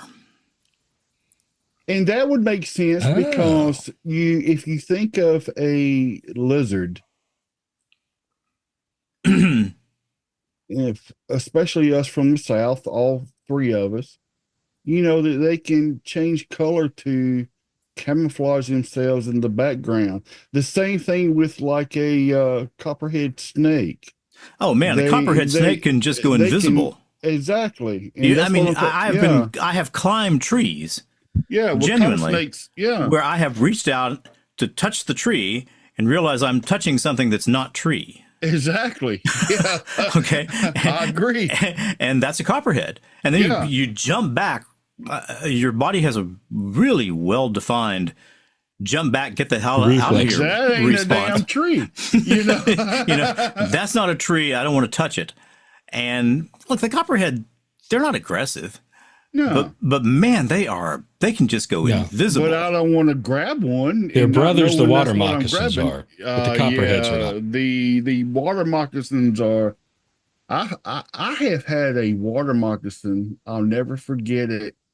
I was fishing at a pond behind my house years and years and years ago. It was back in the woods.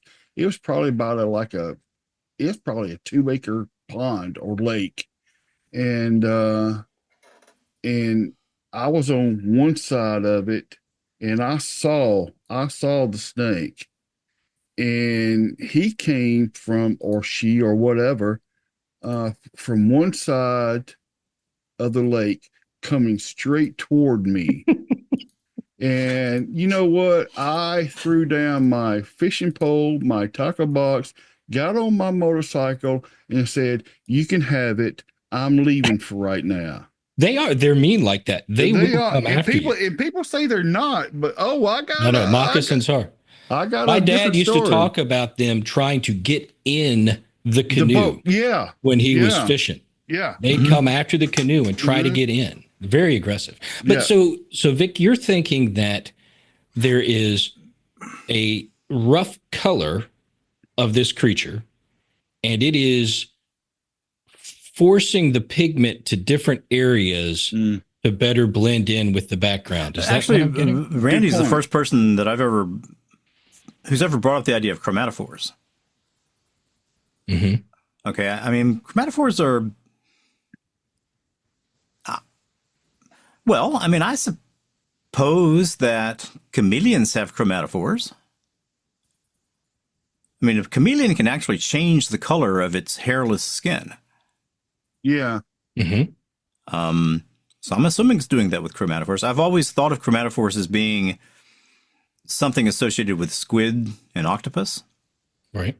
But I can't discount that. I did not have the visual acuity to see exactly what small sections of its skin were doing. I'm a little disappointed. I'm telling you, you should have gotten closer. You should have gotten the camera out. Really. You should have gotten your magnifying glass, or at least the binoculars. Should have had the binoculars out. I have binoculars. Second question.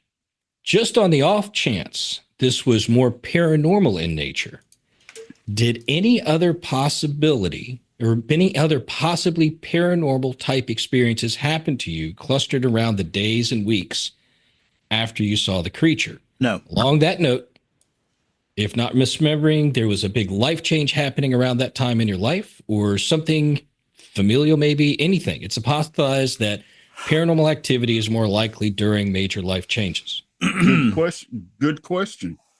I was going through a very difficult period in my marriage. Okay. I had specifically taken this hike in order to get away from the rest of the world. Mm-hmm. I wanted time to think. I wanted time to heal. I wanted time to contemplate. I wanted time to come to some decisions, that kind of thing. So my state of mind was very much... Good. What's that? I said very good choice. Yeah. So my state of mind was very much one of, I need to do some things to get my life in better control. Let me head out in the boonies and think about it. Okay. But in terms of, did anything odd happen afterward? No, I can't think of anything at all. Yeah, and I think I asked you that question at episode 21 or 20. Episode 20 was the season finale of season 1 is when we talked about this, when you told this story the first time. And I believe I asked you that question as well, which is, were there any other sightings, a UFO or cold spots in the house or anything paranormal? No, not in that period. I mean, when look, after the event, I mean, I had a 35-mile walk. Mm-hmm. Back to where I was going. That's a pretty damn long walk.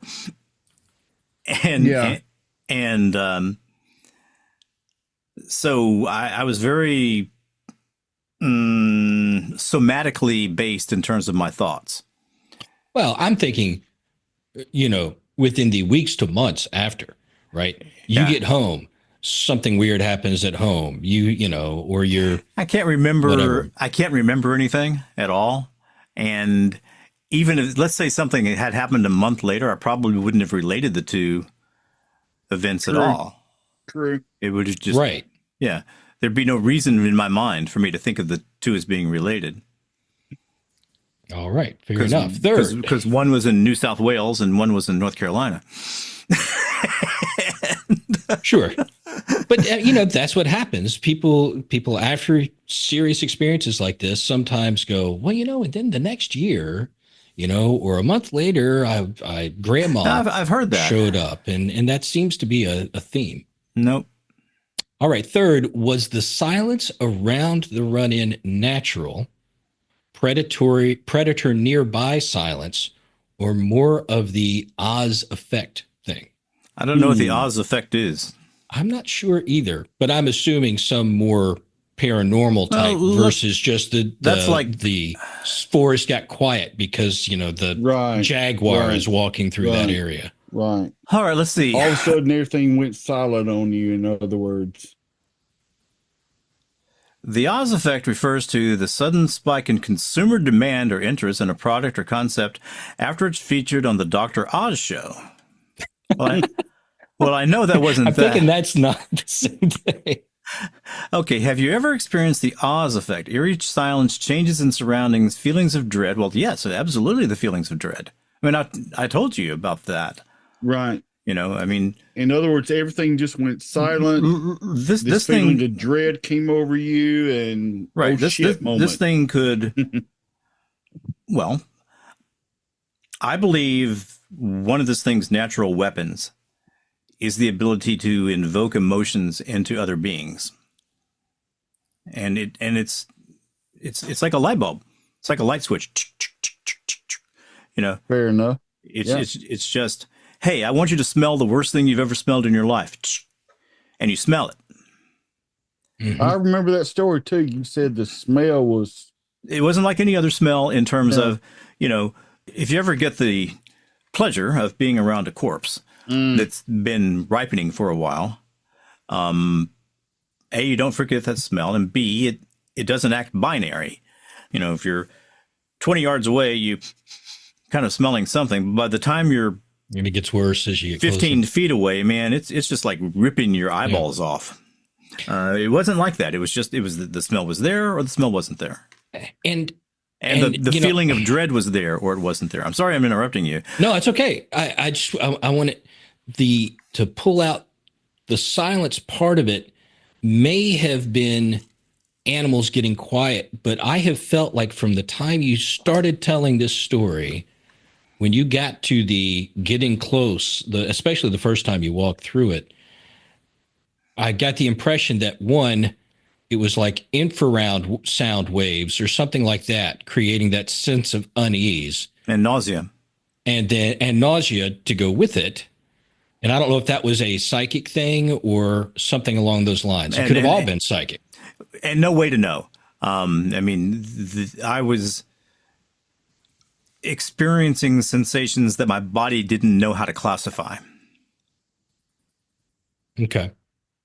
All right. So then I'll go to the last question. And this is tangentially related to it being able to turn on and off the death smell and despair feelings like a switch. Mm-hmm. I've discussed an idea in the past on how paranormal activity manifests. What if the cold spots associated with the activity is an endothermic reaction of the paranormal entity manifesting? I thought about an effect on the environment, whether that be electromagnetic activity, telekinetic, or even physical manifestations. Well, Dave, even you mentioned the water moccasin a while ago. I mean, even they can remit a musk smell in defense. So that might be what the creature was emitting itself. It is a really nasty smell from a snake. Mm-hmm. That musky smell. All right. So the second part of that was someone I heard went so far as to say that physical manifestations are pulled together using available energy or atom molecules in the environment to produce an unstable form of that immediately or almost immediately. It begins to decomposing, and that decomposition could contribute to the foul odors associated with certain activity, or maybe even cryptids like Bigfoot that some people believe are more paranormal in nature. So the way I understand this question from him is it's manifesting its physical presence, and the act of manifesting that physical presence may create environmental effects. And then once it's manifested, the physical presence itself may begin cellular decomposition, which may account for some of the smells. That sounds like a defense mechanism to me, but Well, I mean, that sounds to me kind of like the, let's make something on the fly. Mm-hmm. Okay, and we're gonna make it from whatever material happens to be there and whatever energy we can pull from the environment. mm-hmm. Okay, there would have been plenty of energy. It's hot in Australia. It's really, really hot, but it didn't get any less hot around this guy. Okay, so there were no physical changes in the environment other than the unease, emotional, and sense of smell. If I think about it, the silence was itself frightening. Mm-hmm. But is that something being generated by whatever this thing was? Or am I just hearing the blood rushing through my own head? Am I hearing my heartbeat? Am I hearing the tinnitus that I have? If I put myself in a really, really quiet room, I hear this beep. Oh, yeah. Oh, I have tinnitus too, but that's not silence. No, that's not silence at all. But you hear it much more acutely when the surrounding environment is silent. Exactly. Yeah. Yeah. My guess would be on this, as I armchair quarterback it, since I obviously wasn't there, the silence at a minimum was because this thing is predatory in nature. That's what I always and everything assumed. around it was quiet. Right. That's what I've always assumed. Exactly. And that's a natural, when you're in the woods and everything gets really quiet, really fast, there is something in our genes, in our DNA that says, oh, it's time to look around. Yeah. This is not a good situation. Yeah. So there's unease from that. But the unease that you felt seemed to me much, much deeper than just unease from the silence. The silence may have ramped that up a little bit. But the way I interpreted your description was this thing drags some stuff out from you as a defense to get you to keep away from it. Oh, yeah. Yeah. Yeah. Yeah. And I wonder also what the need for that is. I mean, here in the U.S., they'll say things like, well, you couldn't have a Sasquatch in those woods because there's not enough for it to eat. Yeah. Okay. There's not enough for it to eat. Well, look, man, you go anywhere in Georgia where they've got woods. There's a lot to eat out there. There's lots of food out there. Yes. And it's the same way in Australia. But here in Georgia, you've got a lot of people hunting the things that it would want to eat. And you've got bears. Yeah. That would like to eat those things too. Yeah. Yeah, or they might eat bears. And in Australia, that's a bear. Anyway, but in Australia, they've got wallabies and wombats and kangaroos and pythons, crap all over the place. Yeah. And nothing's really trying to eat them. Yeah. It seems to me like that defense is a defense against us. Yeah. Against humans, right. Yeah. And that's why they're not seen very often. It reminds me of a time, the only time that I have ever experienced this whole quietness and severe fear. I was a teenager and I was deer hunting, and I got confronted by a wild boar. Now you would think, oh, that's just a hog. Let me tell you something. Got some Let me tusks. tell you something. I climbed a tree so fast as a short, fat boy.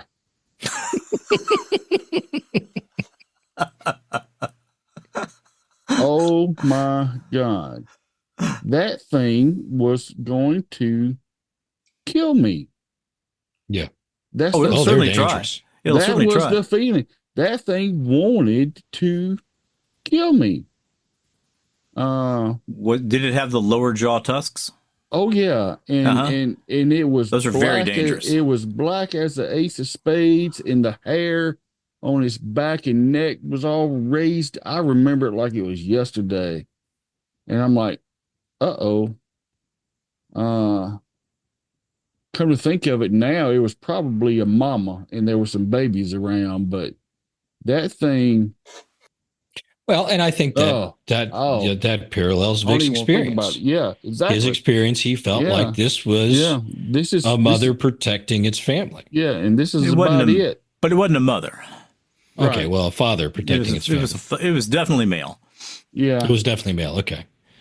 But what better self-defense mechanism than to make people smell rotting flesh? Yeah. It made that smell like a snake musk oil kind of. I mean, you think about it. You're going through the woods and you smell something really dead up ahead. You're going to go around that. You don't want to exactly. I don't know. I mean, there's the weird, curious part of me that says, boy, I wonder what that is that smells that bad. Let's go see. Let's go see. Yeah, but most people aren't that curious. Right. Yeah, boy, it smells horrible. Let's go see what it is. Yeah. I don't think that there was any kind of augmentation of the silence. I think it was just the real silence that existed, and if there was any kind of Oz effect on that, it would simply be that my brain was being bombarded with things that it didn't understand. Exactly. And I was, there's no way to get any understanding. You know, but there was an unnatural term in terms of the emotional stuff you were feeling. Oh yeah. Now that could have been exacerbated by the experience you were going through at that point in your life. Well, yeah, but it seems really targeted. And Vic, I mean, some things I keep hearing the word explain. Well, some things you just can't explain. Well, I mean, I've explained that would be one of those cases. Some things you just can't. Well, that's why I've broken it. That's why I've pretty much broken it down to just observations. Right. And if it's not an observation, it's a speculation, and I'm making it very clear that it's a speculation. Right. Okay, because there's nothing else I can do. There's nothing wrong with speculating, given your knowledge of the rest of the world, but don't ever think of that speculation as something that's genuinely and verifiably true. Well, I'm just glad it didn't happen to me. To our listeners, everything we say on the rundown is 100% possibly true. Possibly. 100% possibly true. And hey, listen, also for the folks listening, this was really cool. I mean, Randy was on the episode, and he asked us some questions afterwards, but just from the listeners, if you guys have questions about any of the stories or experiences we've talked about and you want us to elaborate, send us an email and we'll throw that out there. Absolutely. What would be even better is if you'd come on the show and ask them directly. Yeah, that's great too. We'd love that. That offer's always an option. Yep. I mean, Randy's an Uber nerd.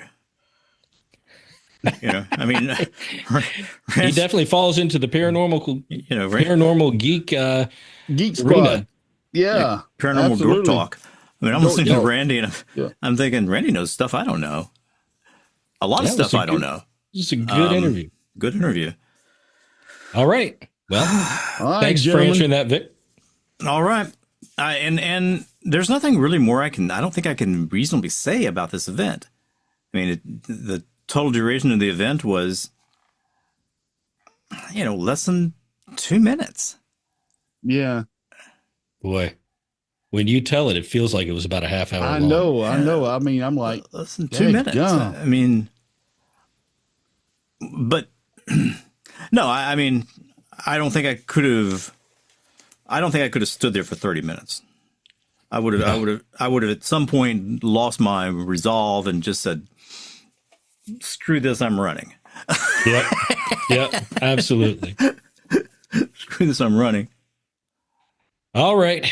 Well, all right, guys. All right. Talk I'll to you take later. care. Bye. See you, Take Father care, Mike. guys. Bye-bye.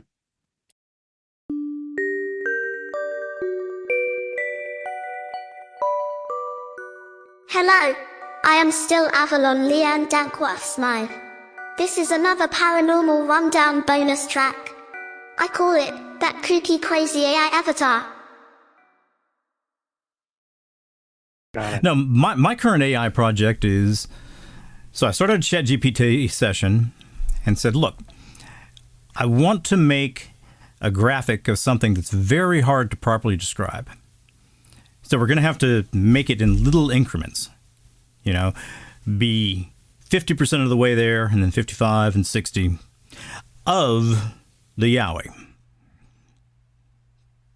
Trying to get it to do, you know, the hair the right way, the weird face the right way, the body, because Roddy's tried to do it in some program, and it's just not right. You kind of want to use it to generate more detailed, accurate version of what you saw. So I said, look, you know, can you work with me a long time to create this image if I don't close the session? Yeah. The answer was yes, that he could. You look so skeptical, Dave. What's wrong? No.